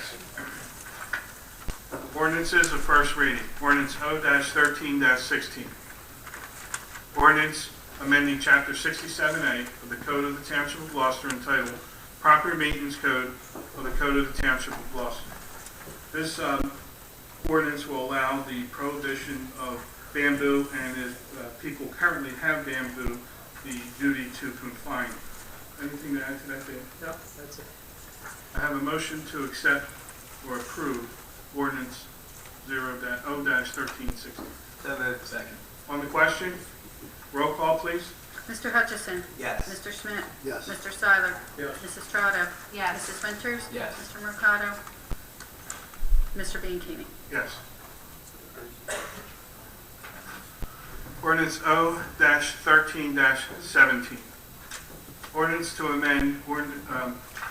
to amend Section 7 of the bond ordinance 12-06, the ordinance of Gloucester, which authorized general improvements set forth in the 2012 capital budget. This ordinance will amend the ordinance 2012 capital budget in order for the acquisition of office equipment. Tom, anything to add to that? Primarily a copy machine. Motion to adopt. So moved. On the question, roll call, please. Mr. Hutchison? Yes. Mr. Schmidt? Yes. Mr. Seiler? Yes. Mrs. Strato? Yes. Mrs. Winters? Yes. Mr. Mercado? Yes. Mr. Bianchini? Yes. Resolutions of consent agenda. Any council person wishing to remove any of the resolutions, please let me know now. Wish to remove resolution number 253. Okay. Anything else? We have a motion to approve the consent agenda minus resolution 253. Mr. President, I'll make that motion. I'll second that. On the question, roll call, please. Mr. Hutchison? Yes. Mr. Schmidt? Yes. Mr. Seiler? Yes. Mrs. Strato? Yes. Mrs. Winters? Mr. Mercado? Yes. 253, resolution concerning Halloween activities.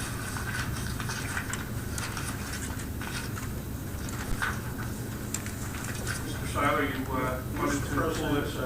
most of the discussion tonight was about hours for Halloween. And I think we probably should consider changing the hours. I would propose that we change it probably to 8:30 because it's just as dark at 7 o'clock as 8:30.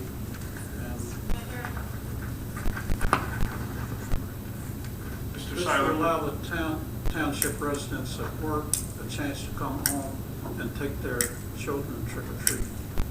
So I propose that we change it to 8:30 and change the siren time to 8:15.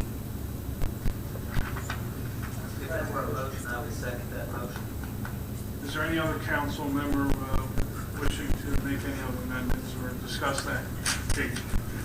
I agree with Council Seiler. I think 8:30 is a nice time to end it, and based off the remarks tonight, for those that have two-income families, I think it allows them the opportunity to take their children out.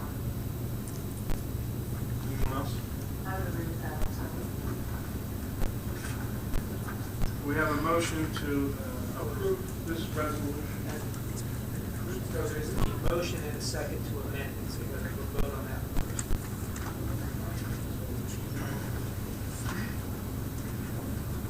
We have a motion on the floor to amend this resolution, and it was seconded by Councilman Hutchison to change the time of the trick-or-treating to 8:30 and to change the time of the sirens to 8:15. So we have a motion and second. Roll call on that. Mr. Hutchison? Yes. Mr. Schmidt? Yes, to amend. Mr. Seiler? Yes. Mrs. Strato? Yes. Mrs. Winters? Yes. Mr. Mercado? Yes, to amend. Mr. Bianchini? Yes. Regular agenda? Oh, I'm sorry. 253, a resolution concerning Halloween activities. Motion to approve resolution 253 So moved. Second. on the question. Roll call, please. Mr. Hutchison? Yes. Mr. Schmidt? Yes. Mr. Seiler? Yes. Mrs. Strato? Yes. Mrs. Winters? Yes. Mr. Mercado? Yes. Mr. Bianchini? Yes. I am requesting that 257 be pulled off the agenda at the request of the applicant. I'll make that motion to pull off resolution 257. So we're motioning you to table, Dave? A motion to table. Second. Table. Roll call, please. Mr. Hutchison? Yes. Mr. Schmidt? Yes, to table.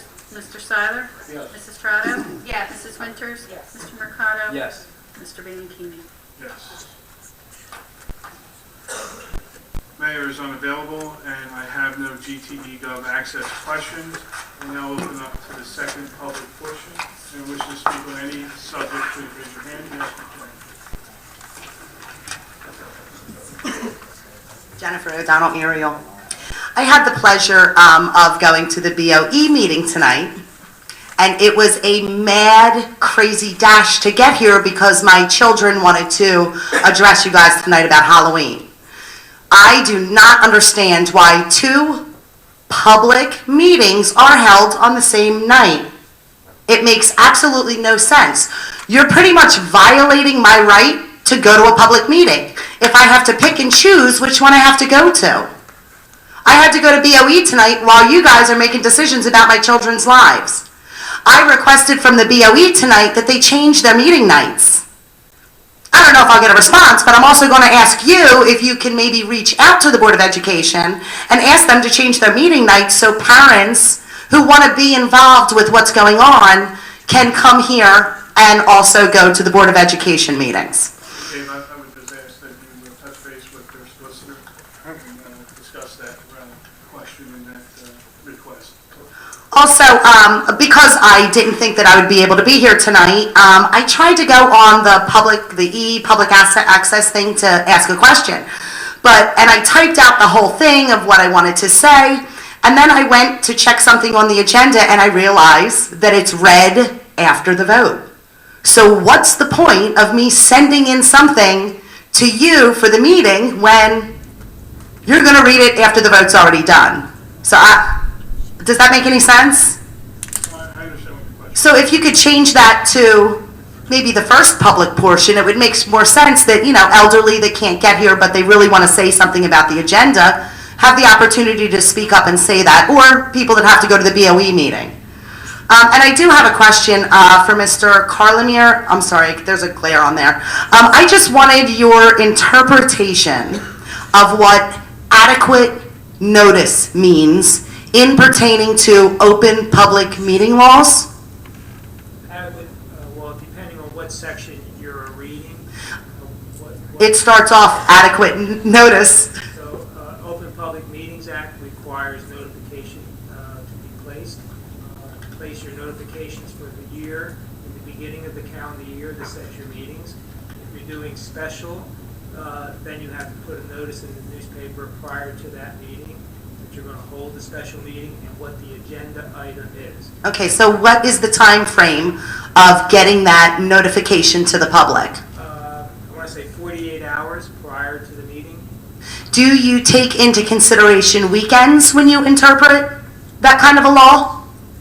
So if a meeting is held, let's say on a Monday, then 48 hours, you don't count Sunday, Saturday, we're going back to Thursday, like Wednesday night, Thursday, yes? I would say that's the time the notification has to be. And usually what we try to do is if we're going to hold a meeting on a Monday, we try to have it in the newspaper on Thursday. By at least Thursday night or Thursday morning? So you're going to say that your interpretation is you do not consider weekends when you're counting 48 hours? I haven't looked at whether it counts weekends or not, but my guess is that it probably does not, but I'll check. Okay, I was curious. Thank you so much for your time. And Jennifer, I think in order to, the paper to have it published on Thursday, probably need to get it in on Wednesday, right? Yeah. Okay. Have to get it in like Wednesday morning to have it in on Thursday. Got it. Thank you so much. Yes, ma'am.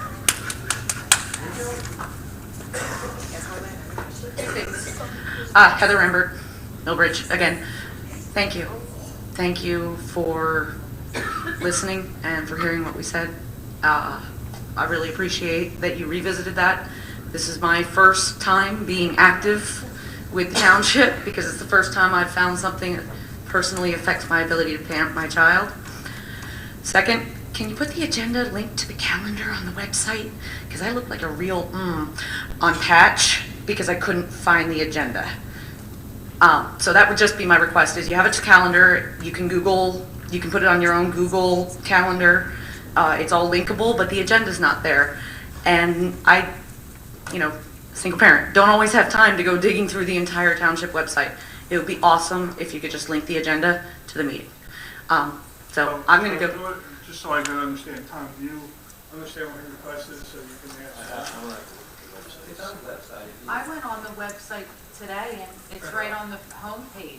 I- It says click Where it's on supposed to agenda, it says click on agenda meetings, and you click on that, and then I clicked on the date and it brought up what I needed. Okay, I'm just asking if it can additionally be linked to the calendar so that it can be saved to your calendar easily. I'm not sure. It's right on the center of the town. Yeah, it's the township's calendar. Okay, I'm sorry. I wanted to make sure we understood so we can add that. It's just an accessibility thing, I understand, but I swear I tried to look through the whole thing, but granted, I'm doing 15 things at once all the time, and I didn't see agenda. I did see calendar. Thank you for that. Thank you again for Halloween. Yes, ma'am.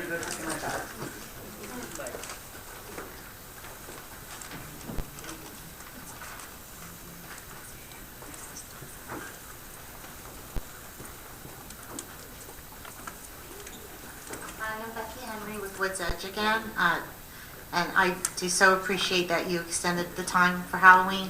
And I also wanted to mention the fact that I also had that issue tonight where I wasn't sure. It's not that I wasn't sure, but I really wanted to go to the Board of Education meeting, but then I wanted to be here too. So if there is a way that could be coordinated so that a citizen could attend both meetings, I would appreciate it. Thank you. Thank you, Becky. Anyone else? Joanne?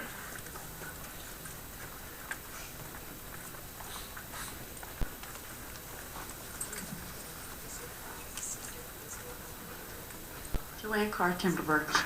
I got my township quarterly today, and it's really thick and full of a lot of information, and I appreciate that.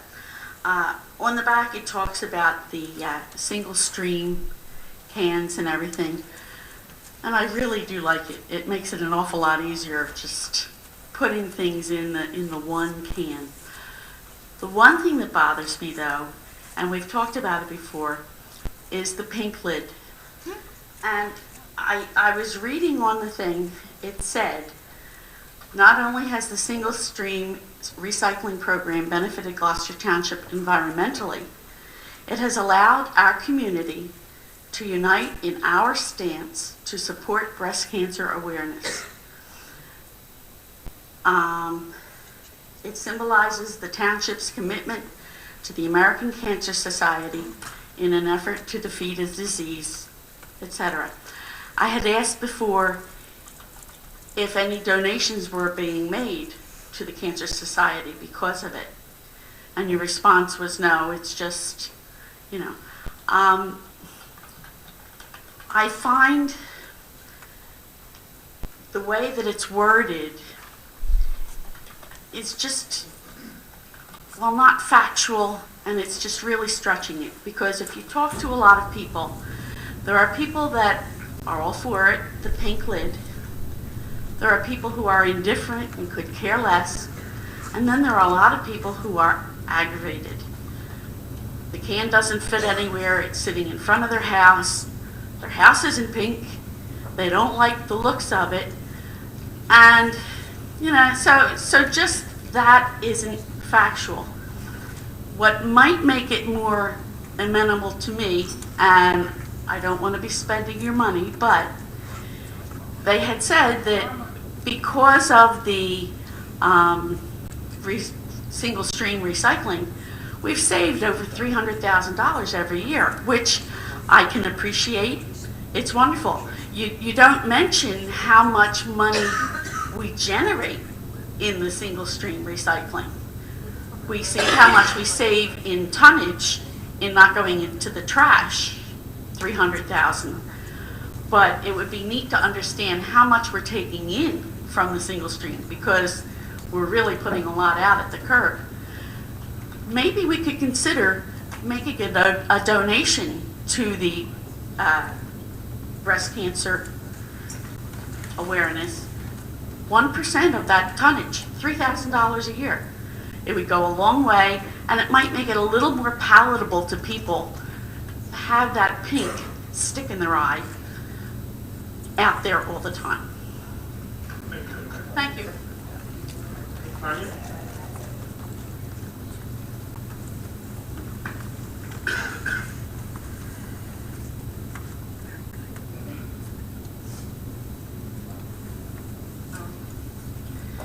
Can you address, I don't understand why there's one camera over here and one camera back there. I was given the impression that they both should be back here. Can you fix that? I believe the resolution that was passed many years back and talked about the freedom to use cameras. What it said, it must be in a position as to not interfere with the public. Must not be plugged into receptacles. Must not use lighting. If any resident is speaking that does not want recording device, that might be on the camera, but request recording device. Okay.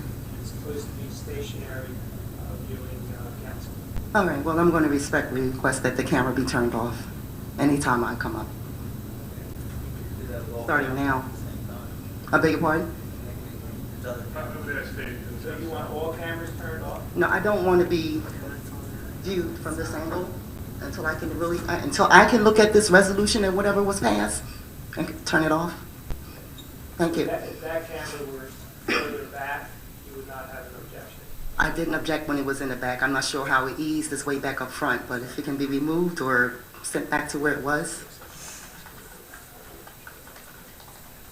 Can you please move the camera in the back or turn it off? Okay? Thank you. Thank you. Okay, next question. July 1st of this year, there was a discussion in your workshop about a liaison for the schools. Have you decided on who that would be on We council? decided that we weren't going to do that. You're not going to do it? Correct. Why is that? We felt, as any council member could talk about it, that we felt that if that budget ever has to go in front of council, it could be a conflict of us being there, has been the reason prior. Now, granted, the budgets don't, if they stay within the 2% cap, they don't come in front of the council, and they don't have to go on the agenda, on the ballot to be approved. So they are a separately elected board that is elected by the residents. Council has no jurisdiction over them, and so we felt that it wasn't necessary for us to be involved.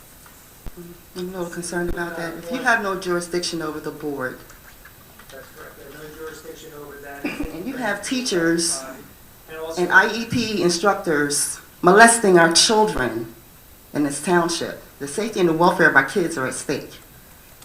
And you are an august body. You're in charge. You should be in charge of what's going on with our schools to that degree. You should be. but they don't have authority to create what you call, as you phrase, liaison. That person, if there was a liaison named by this governing body, that individual would have no say or jurisdiction other than just be a spectator sitting in the audience. Okay, but you just got finished passing a bunch of resolutions. You selected an insurance company based on one bid. You can fix things. You can change things. You can make that happen. That's New Jersey legislative regulations on boards of education. Okay, so, well, I'm a little confused then. So you're not going to do anything about what's going on in our schools with the individuals that have done things wrong to our children? I don't think anyone here is saying that. I know I'm not saying that. I'm just saying you do not have the authority of law to say, I'm a liaison, and I want participation as a, sitting up on the dais as a member, as a liaison, because council appointed me.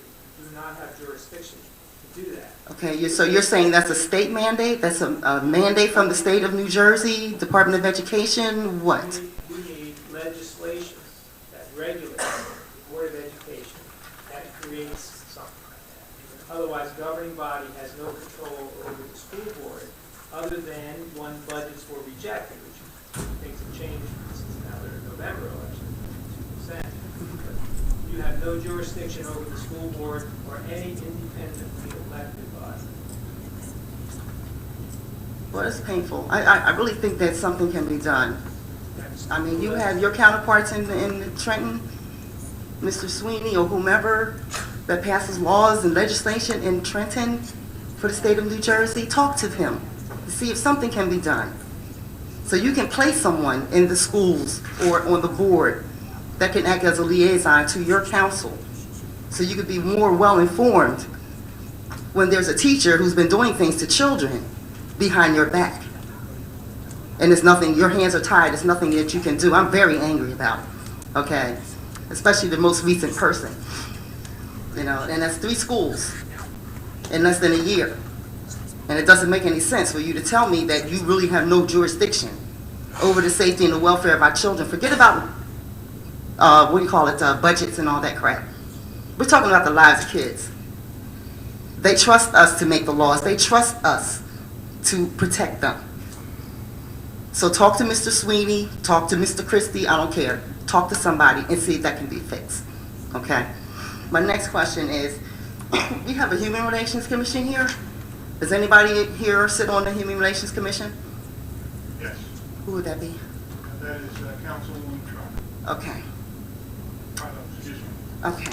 We have an issue, and Patricia Klein, myself, you weren't here the first time these gentlemen came up. The Highland Youth Soccer Club has been harassing these gentlemen. You were spoken to about it. You said you would look into it. I'm not sure We did. if you put this Dan person on notice, if you asked them to stop. We didn't talk to them, Tanya. Uh-huh. The permit is for 8 to 10 o'clock, I believe, on Saturdays. Saturdays. They have use of that field in the community park from 8 a.m. to 10. Our rec director reached out and talked to Highland Youth Soccer leadership and said that when they're on that field, they are allowed to be on that field. Our police department has been notified, so if they get a call or the special officer that's out there gets noticed or notified that they belong on those fields at that time. They are not to be interfered with by Highland. It's just as if Highland has the permit on the field from 10-1. It's their time to use those fields, and someone can't come in and kick them off as well. So But you say from 10 on. Do you know how long Highland has access to this park? How long? How many hours? How many days? How many weeks? Months? Years? What? I mean, they have it throughout the soccer seasons, which now pretty much goes year-round other than probably the dead of winter. So they have the permits for those fields. It's 4 of them, right? I'm sorry? 4 fields? I believe that's what it is, Tanya. Okay, so my question is, the gentleman had a problem last Wednesday, and it almost came to, I don't want to say violence, but fisticuffs, because this man is goading these gentlemen into something, an altercation. And this has to stop. It's infringing, this happened Wednesday. This Wednesday? Yeah, This the past guys called me Wednesday? on the phone. I mean, they were very upset. He said that one of the players almost went after this man, because he was just, whatever he's saying to them, we don't want you here, get off the field, go somewhere else. Who are you? Did he identify who that person was? There was Dan. I'm sorry? Dan, whoever's with High Youth Soccer, this Dan person, he's the general commissioner. I looked it up online. I don't remember his last name. Okay. But if the Civil Rights Commission has to come down from the state and impanel somebody to talk to Dan or you or anybody about what's going on, because right now it's starting to border on civil rights and harassment and discrimination, and it has to stop. Well, we have issued that to the Highland, and When you talk to him, apparently he's still saying things. I'll ask Tom Cardis to again address it with the recreation, and I would also ask our chief to possibly get involved. And who's the park ranger? What is his I'm name? sorry? The park ranger, who is that? That's under the auspices of the police department. It's actually chief, help me here, the special officer. Yeah. Special officer, so I'm sorry. park ranger, I called special. it a park ranger, but it's actually a special officer. Okay, so And I'm sure they change, am I right, chief? They're rotated. Yeah. they rotate, but they're in the park? Certain hours. Yeah. Okay, because Dan keeps saying he's calling the police. But he never calls the police, he calls, You can't call the police. The police are gonna follow the permit, and if they have the permit, he's gonna tell them you can't. right, but, okay, so think about it this way. If they call, they say they're gonna call the police, and you gotta wait for the police to come. 8 to 10, that's 2 hours. They lose a half an hour to an hour waiting for the police to come to resolve the issue. And in the meantime, what's going on is what this man is saying to these people. Permit for Wednesday, because you were just. No, they did a quick pickup game. That was my question. How long does Dan own the field for? Because these guys did a quick pickup. This is what he said they did Wednesday. And they have use of that field. They have the permit of that field, then they cannot use that field. They cannot play on that field. Oh, I understand. Now, what they should do is not obviously call names and stuff like that or try to fight these people. What they should do is they should call the police and say, hey, police officer, I have the permit to this field, and we have a group here that is using the field and will not. Usually when you go up to someone and say, hey, I have the permit for this field, we have a team coming on or we're practicing, 99.9% of the time they say, oh, I'm sorry, and they move. Right, well. So I'm not sure if that happened, and this is the first I'm hearing of it. Yeah, well, who handles the calendar for the park? That's through the recreation department, mainly Bill Fagan. Fagan, right? So if I were to call Bill Fagan and say I need to use the park on X amount of day, X amount of time, he can look on the calendar. Correct. And tell me if it's available, right? He would ask you to fill out an application, and then from there he would assign it or say, I don't have field openings at that time. Okay. All right, Councilwoman Trotter, just if you could, please talk to Dan and see, because like you're on the Human Relations Commission, they wanted to come to you. That Wednesday there was no permit for the group that you're. Oh, so you are aware of that? So. You are aware of what happened? Of that, yes. Uh-huh. And your position was they didn't have a permit, so they couldn't be on the field? I felt that, I think Glenn has been clear about that. If you don't have a permit. Well, it's a 10 or more, you have to have a permit. So if it's 4 guys playing 4 on 4? Even then, I don't know what they're. Even if it's 2 people just kicking the ball, if there's a permitted team that's allowed to use that field that time, and it's their right to use that field. I absolutely understand that. I need to know what is Dan's or Highland Youth Soccer team's calendar when it comes to that park. We can get that information. Okay, thank you. If you could, because I want to make sure if these gentlemen need to understand something, as you know, there's a language issue, the barrier in understanding their language. Okay, but that should not be a reason to treat them the way that they're being treated. Okay, and it's bordering on the color of their skin, not having it. Okay, because it's an ugly thing, civil rights and all that. You don't want coming into this township. We don't. What happened on Wednesday? I have this crowd up here telling me that someone's civil rights have been violated. Is that what you're saying? What I am saying is it's bordering on the violation of their civil rights. I didn't say they have been yet. I'm saying it's bordering on. This Dan individual, whomever he is, okay, he's apparently causing a problem with Some minority gentlemen minor, okay. who are Can we get Dan here? who are being, He is being accused, whoever this guy oh, is. Jesus Christ, accused of what? He's doing something wrong. He's not being accused. He's already made himself known to be doing something wrong. There's no accusation. These are facts. If he's doing it and he's with Highland Youth Soccer, he has to be here. Chief, I mean, have you heard anything? Oh, he has to be here, but you can't be at a school board meeting? Tanya, we'll address it. Thank you. With Dan, whoever he is, and with that organization, once again, I will ask that the town artists take control of that, as well as including our police department representative from the police. I appreciate that. Thank So you. that they have a clear understanding of what they can and cannot do. Okay. Okay. What was my last question? Oh, the trash cans. I'm sorry? The recycle cans. How many residents got them? I don't know, a lot of them went out. Should there be a case when there's two at some homes? I'm sorry? Two at some homes? No, every resident or every house got one. If you needed additional ones, you could purchase an additional, I think it's about $35. $35. Yeah, you could purchase a second. Okay, because I'm in Elena Court. I didn't get one. Did you have one given to you? No. No? Okay, so we could call the MUA and they, I believe, will deliver. Yeah, well, I think I was told that because of the way my court is set up, you have to go in and come back out. It's not enough room to navigate with that truck, but I could put it to the side. My question is, when people are told that their streets aren't wide enough or they can't navigate, maybe you can send out something or look to see if they can navigate the cans to the curb on a certain day at a certain time. No cars parking in this area so that they can get the cans there. Brittany Woods doesn't have them. Presidential off of Sicklerville Road does not have them. Sorry? They're still yellow. Well, they're still using the yellow buckets. They're not using the newer ones where they have trouble navigating. I guess we can definitely talk to... There's a homeowners association that talk to the MBA.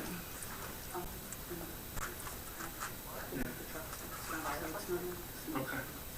So there's certain areas that it sounds like, Tanya, that do not have them based on the ability to pick it up in an appropriate fashion. This is the one with the arm comes and dumps it. We could review that with the MUA. Really, it's our program that they're in essence running. So again, we'll put that on the agenda to have them take a look at that and review those again. I know that at one time there was talk about a smaller can or things like that, so we can revisit that. Okay, I appreciate it. And my last question is the solar panels that are going up on the schools. Who's the contractor? It is RAI, Angelini. R.A.I. Angelini? Ray Angelini. Ray Angelini Incorporated. Okay. Okay. How do you feel about how Timber Creek looks right about now? How do I feel? Timber about Creek, yeah. Timber Creek? Looks like a graveyard of glass. How about the solar field? Oh, Say it again?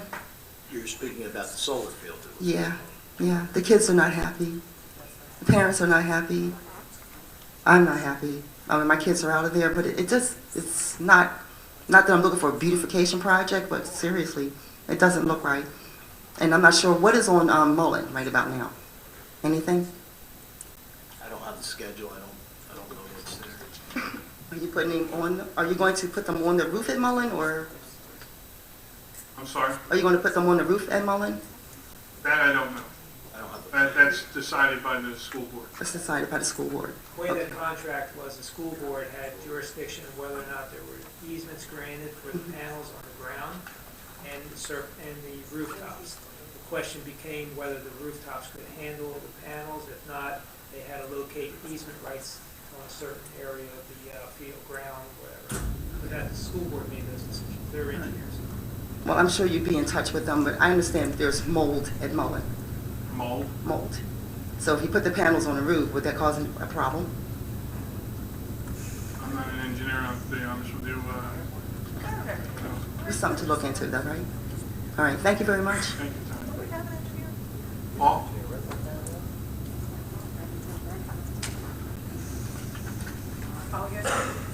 Paul DiBartolo, Ohio Avenue, Blackwood.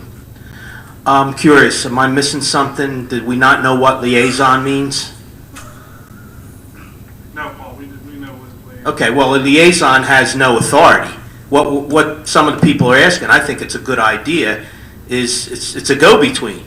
That way, we can't here say, well, we don't know what the school board's doing. We know we have no jurisdiction over them. But do we want to have cooperation? It's a go-between, so we have connection between Township Council and the school board. There were some questions asked that can't be answered because we don't know. We don't know what the school board does. We don't have any jurisdiction over them. Understand, no jurisdiction, but we can know what they're doing, and we can have cooperation. And I think that's why it was probably Joanne Carr who originally brought up the idea of a liaison. It's a good idea, and I wouldn't think it would be a member of council, so I don't see why there would be any conflict of interest. It would be somebody else selected, again, to act as a go-between. Sounds like it makes a lot of sense to me. Thank you. Thank you, Paul. Yes, ma'am.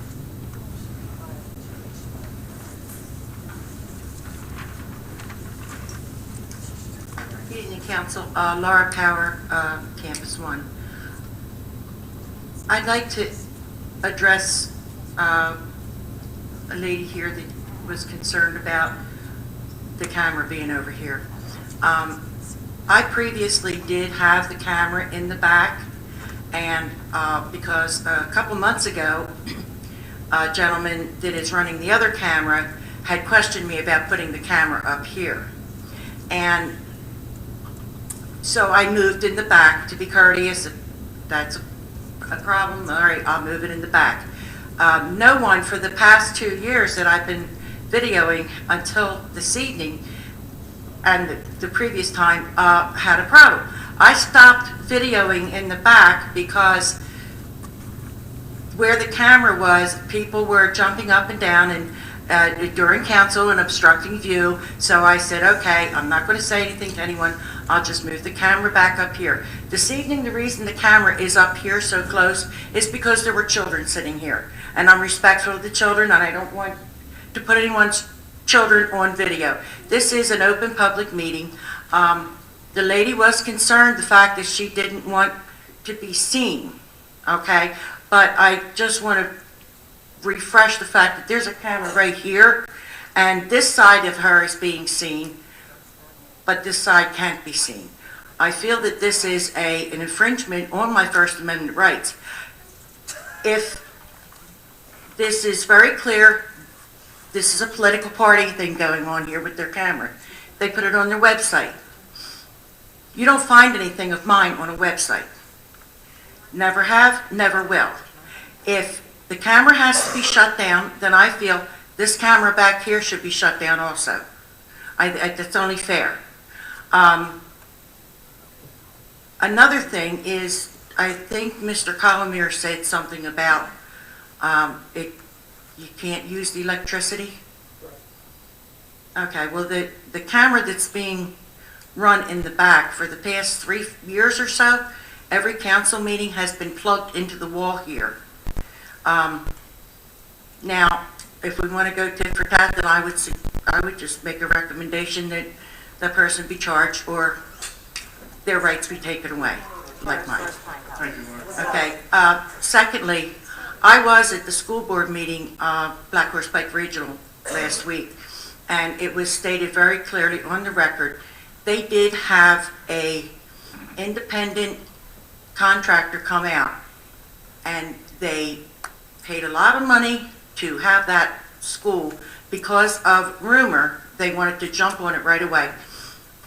The school was inspected, and there is absolutely zero mold in there by the independent contractor. And as a matter of fact, the contractor said there's more mold in our breathing atmosphere than it could possibly be in that school. I'm sorry, I'm speaking.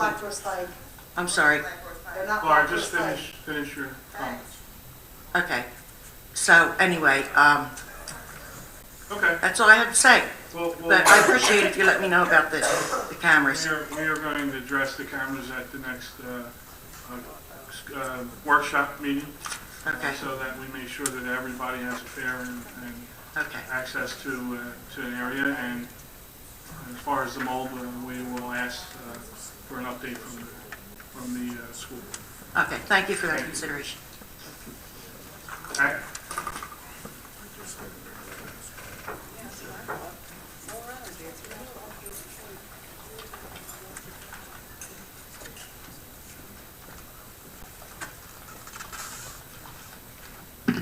Patricia Klein, Sicklerville. I just wanted to correct that. I just came from the Board of Education meeting also, and it was not done by an independent. It was done by Gloucester Township. And the young lady at the meeting was recommending that we have an independent go out and do it, but it hasn't been done, so I wanted to be corrected. Thank you. But also, I just wanted to say, Glenn, I was at the field the last time I mentioned about the soccer. So it's not if we think, Dan, we know. So we know that there's civil rights violations going on. I listened to the young man communicate to me and tell me that they had to get off the field. I also listened to the young man tell me that he just called the police to have them removed off the field. So I'm not saying what someone told me, I'm saying what I experienced. So, and I let the young man know, no they don't. They have a permit, and this was a Saturday morning from 8 to 10, and I let him know they have a permit, and they're gonna play. I'm gonna tell you how strongly I was. I told them, put your shoes on and let's get out here. And if you continue to stay on this field, we're about to run you over. And that's what it was. And the young man removed himself off the field as he continued to press and press and press these young men and let them know that they weren't gonna play. Now, I mentioned that to you, Glenn, I think the last time I was here, and they're still doing the same thing to these young men. And it's going to be an issue. Yes, it is, and I said that before. I said we're not into any segregation here in the township. We are to be one. And these young men are really upset about it. A couple of them were here tonight, but because of the dedication of the new police officers, they left. But they were here to let you know that they've had enough. They are taxpayers, and they have a right to use the field. Well, and I also stated the last time I was up here that they did not call the police. They threatened to call the police, but someone else came from, I guess the Public Works came and let them know that they had a permit and that the Highland young man had to leave these people alone. But he continues to do this. Now the question was about Wednesday. Wednesday, no one is playing on the field, Glenn. And if no one's playing on the field, why can't they play on the field? And no one has a permit to play at that time. Why can't they play on the field? I should be able to go down there and play on the field if no one has a permit at that time, nor if anyone else is on that field. How can you tell someone to get off and no one is playing at the time and you don't have a permit to play? You can't, and if they Thank you, Glenn. have the permit for the field and they have a team there ready to play, then they have to vacate that field because they do not have the permit. Right. If you go there and there's no one on the field and you're kicking the ball around, then you're allowed to do that. Right, and that's what these young men were doing Wednesday night. Highland did not have a permit to be on that field, but Highland wasn't even playing on the field. He just took it under his own authority to tell these young boys to get off the field. So that's what happened on Wednesday night. Neither one had a permit, but these boys were playing on the field, and Highland was not playing.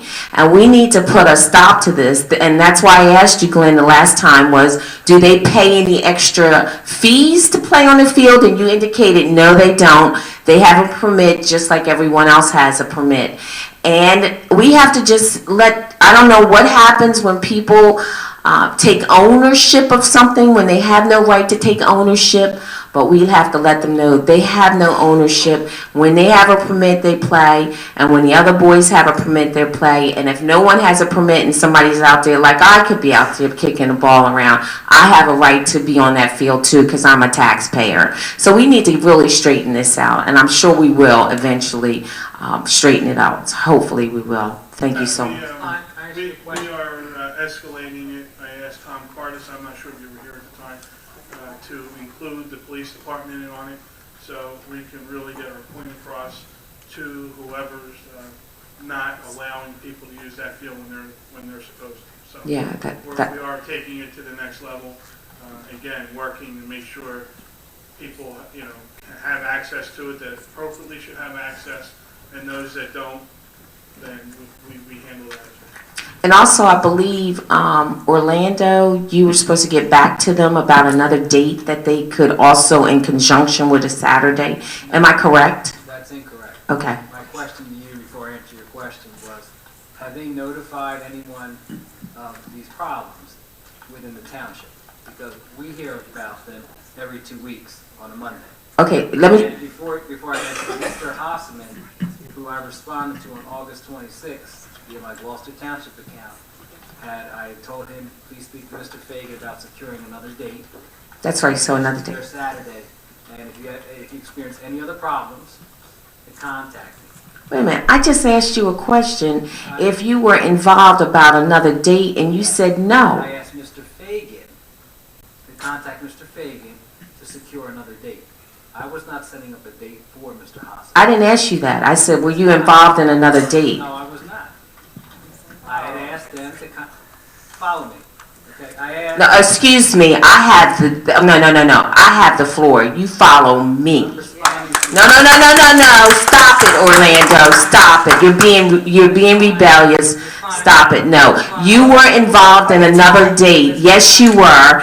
And now you said no, but you were involved in another date because the young men said they received an email from you. Ms. Klein, Okay. Mr. Hasseman, I reached out to Mr. Hasseman and asked him if he had any further issues to contact me and contact Mr. Fagan to secure another date.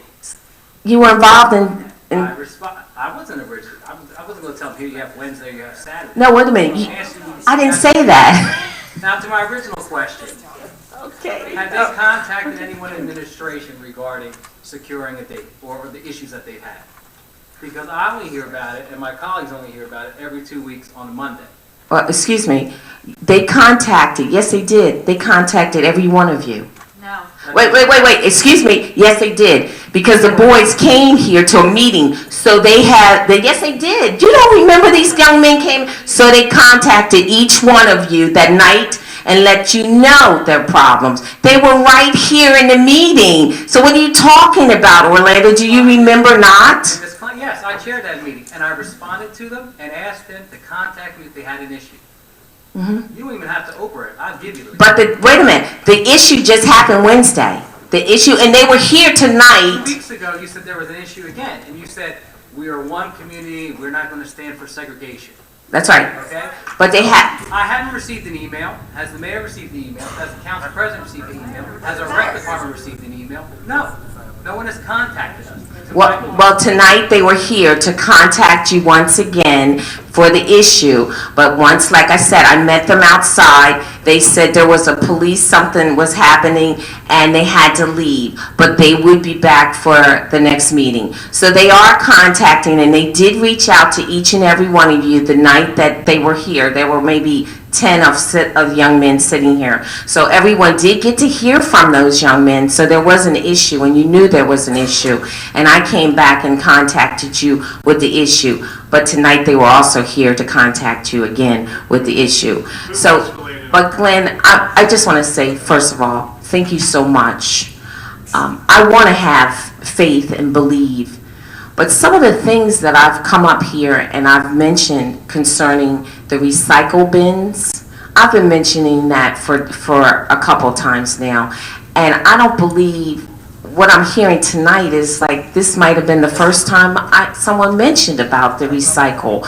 This thing has been going on and on about these recycle bins, and especially when the mayor gets up and brags about saving $300,000 on this recycle, and not everybody has them. I mean, and this is not the first time that Tanya Brown mentioned it. I mentioned it also to you, and it needs to be rectified, and it's not something new. When we started this single stream, we knew there was situations where the truck was having trouble navigating down certain roads. So they left the yellow recycling bins there, and they continued the normal way that they were doing prior to the single stream. So Well, Glenn, let me just... They are, you know, if they can't get that truck down, then we're looking at other avenues. It's not a thing that we're trying to isolate communities. It's the issue is how to obtain those cans appropriately. Well, Glenn, next council meeting, I will come with the figures and information, because I'm going to measure the streets. Because visually, I can see their streets in Brittany Woods they are wider than the streets in Terrestria. And if I have it in Terrestria, they should be able to have it also. So I'm going to measure the streets. I'm going to come with the photos, and we'll see. As I stated to Ms. Brown, we will revisit it and ask the MUA to revisit and relook at it and see if there's something else that they can do to get that into that same program. Okay, I appreciate it. Thank you so much. Have a wonderful evening. Yes, sir.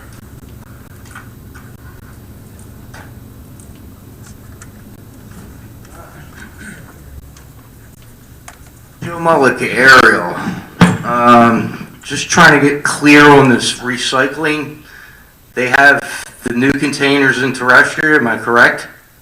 In some parts, I believe. I don't think it's in every part. Right. But there's a few neighborhoods in which the truck needs to navigate down the road. Okay. And there's some issue with them being able to go out, pick up that can, and dump it safely. Right. So that was the issue, and it was identified early on.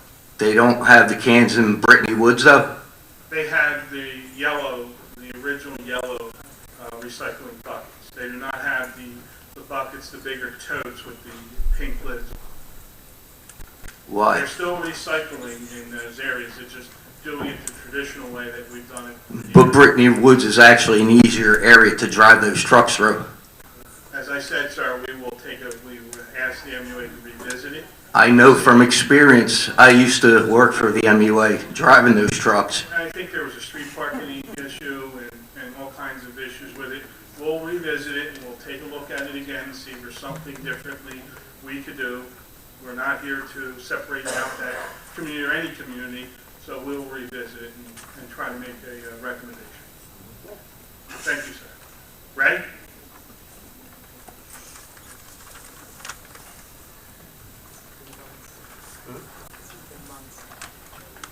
Ray Powder area. I promise this will be brief. It's getting late. I don't think that there's a need to revisit the camera issue. It's a slight adjustment. You and I had gone over quite a few guidelines some time back, and we came to terms. We were respectful of one another with the plugging into the electricity and why we had to do it, so it would not be give the appearance of editing when you have to change batteries and all that. We came to an understanding. The problem is when the guidelines for that was filming from the back and bringing the council to the forefront of that video with the participants here at the microphone within the shot of council. When the camera sits here, the camera is brought over to focus on the microphone. The council is no longer the center of that video. And that was just the adjustment that needed to be made. You and I had a conversation on that video at the time. And again, it was done, as you would remember, very respectfully. I don't think you need to revisit that. Like I said, I'm respectful of the lady all the time that she's videotaping, and it was just a matter of keeping the camera off the microphone. And to her one response about me paying for electricity for plugging in, I already do. Okay, but it's simple. It's not, whether it's up on a political website or a news website, which it technically is, it's unedited. I don't do anything to it. It's there. It's a whole heck of a lot better than that. It doesn't go out when things get rough and what have you. It's just there for people to be able to view. And I know it's not updated, but don't go revisit it. It's just a can of worms. Respectfully, if she keeps it there, it's a done deal. Thank you, Ray. Thank you.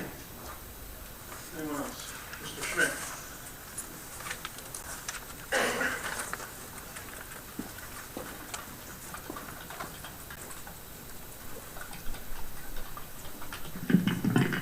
John Schmidt, Gloucester City, New Jersey. Council President, have you ever heard the address of 13 Leroy Avenue, Berlin? I'm sorry? 13 Leroy Avenue, Berlin. Yes? Are you an owner of that property? No? Do you ever reside at that property? No? Okay, thank you. The school liaison thing, you said you can't appoint a liaison. I don't think we said we can't afford it. No, appoint, you said you can't appoint a liaison, you said. Is that correct? Yeah, we said we can't appoint by statute, am I right? You operate under the Faulkner Act? Mayor, Council, Form of Government? So does Washington Township. I've been there since March. Council President Daniel Morley is liaison to the council, the governing body, to the school board. Same exact form of government. The only difference is they got 5 council members instead of 7. I don't know why you can't. You got 5 council members who could do it. 2 of them, there'd be a conflict. So maybe you could add that onto your next work session discussion agenda and maybe discuss it. Do you meet with the school board in any official capacity during the year? I'll just stick with the local school board. Council? Yes. Really not. I believe it's one of the best practices that the governing body of both the school board and the municipality meet. Washington Township School Board and their council get together once a year in December. There's a discussion at the last council meeting about maybe having 2 meetings a year. Right now, they do 1 meeting a year, and both groups are supportive of that. I think they have it at the school since it's a larger space. Maybe that might be something to consider. Meeting once a year to discuss different avenues where you can work together. Once again, they have the same form of government that this municipality has, mayor council form under the Faulkner Act. I see no reason why it can't be done. Finally, this is an open government thing. I addressed it maybe 1.5 years, 2 years ago. Your meetings on the same night. And he said, well, the professionals can't make it or whatever. Then maybe the professionals need to think, what job is more important? There are professionals sitting up here with their jobs who are getting paid to be here and to be at a meeting they don't even show up at. And who's paying it? It's the same people. It's the taxpayers. So for those who are double and triple dipping, in my opinion, if you're going to do it right. Don't do it in a disrespectful manner. Thank you. Thank you, Mr. Schmidt. Anyone else? Joanne Clark.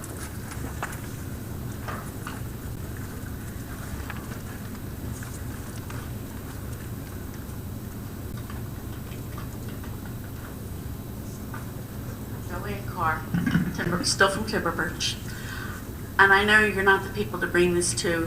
I want to go to Black Horse Regional, but I wanted to know if you were aware that in the past, it's a sign. Keep your mouth shut. In the past week, 2 students from Triton died from overdoses. And the part that disturbs me is the fact that no letter has gone out to the student body's parents. What's the protocol there? I'm like, something, they need to be addressed somewhere. And I know you guys have nothing at all to do with it, but it seems like it's being kept under wraps. And I just wanted to shine a little light on it. Say prayers for those 2 students that are no longer with us. Thank you, Joanne.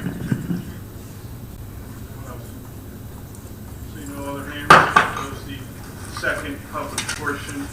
Polling of directors and council, please. Chief Earl?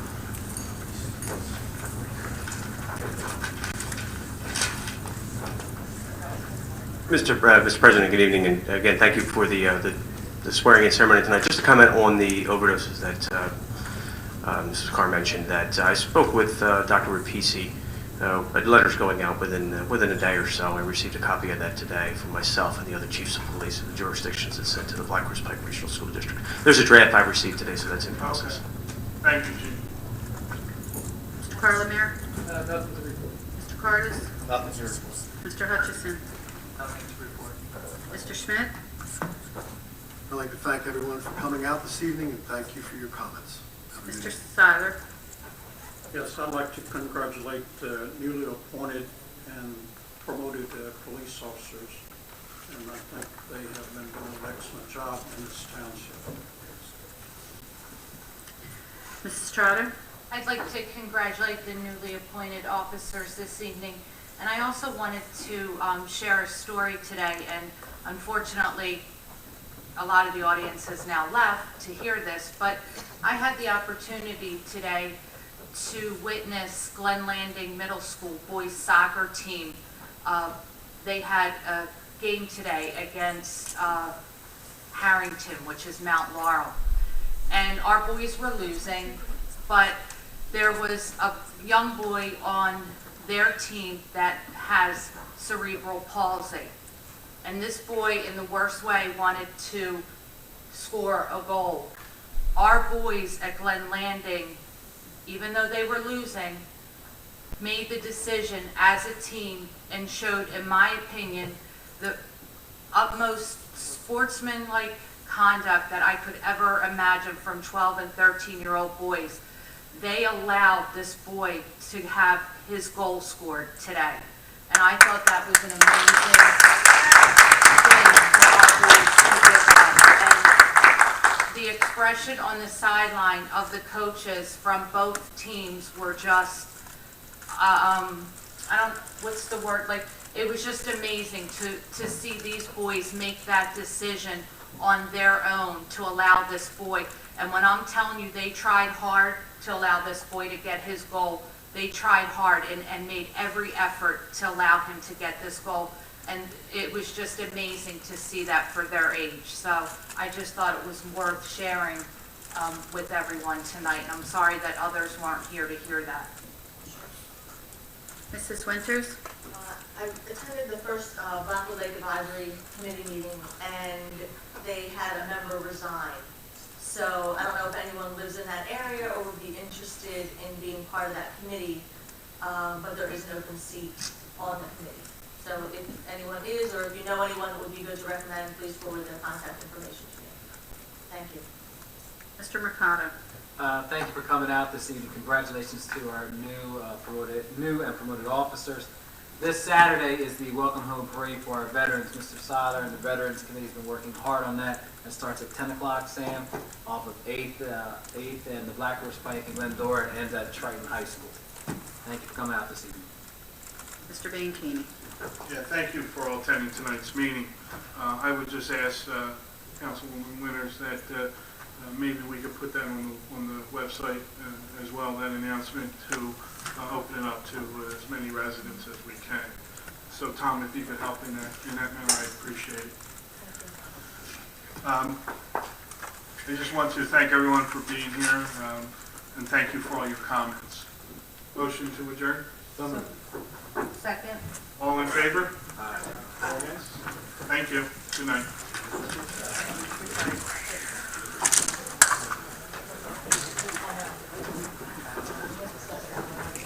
Frank, are those your glasses up there?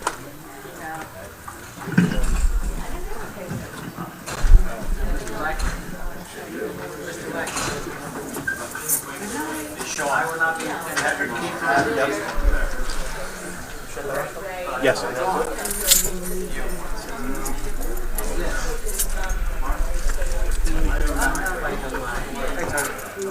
Good, how are you?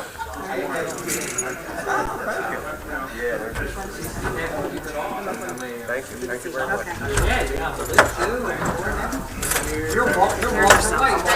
You too, Tom. See ya.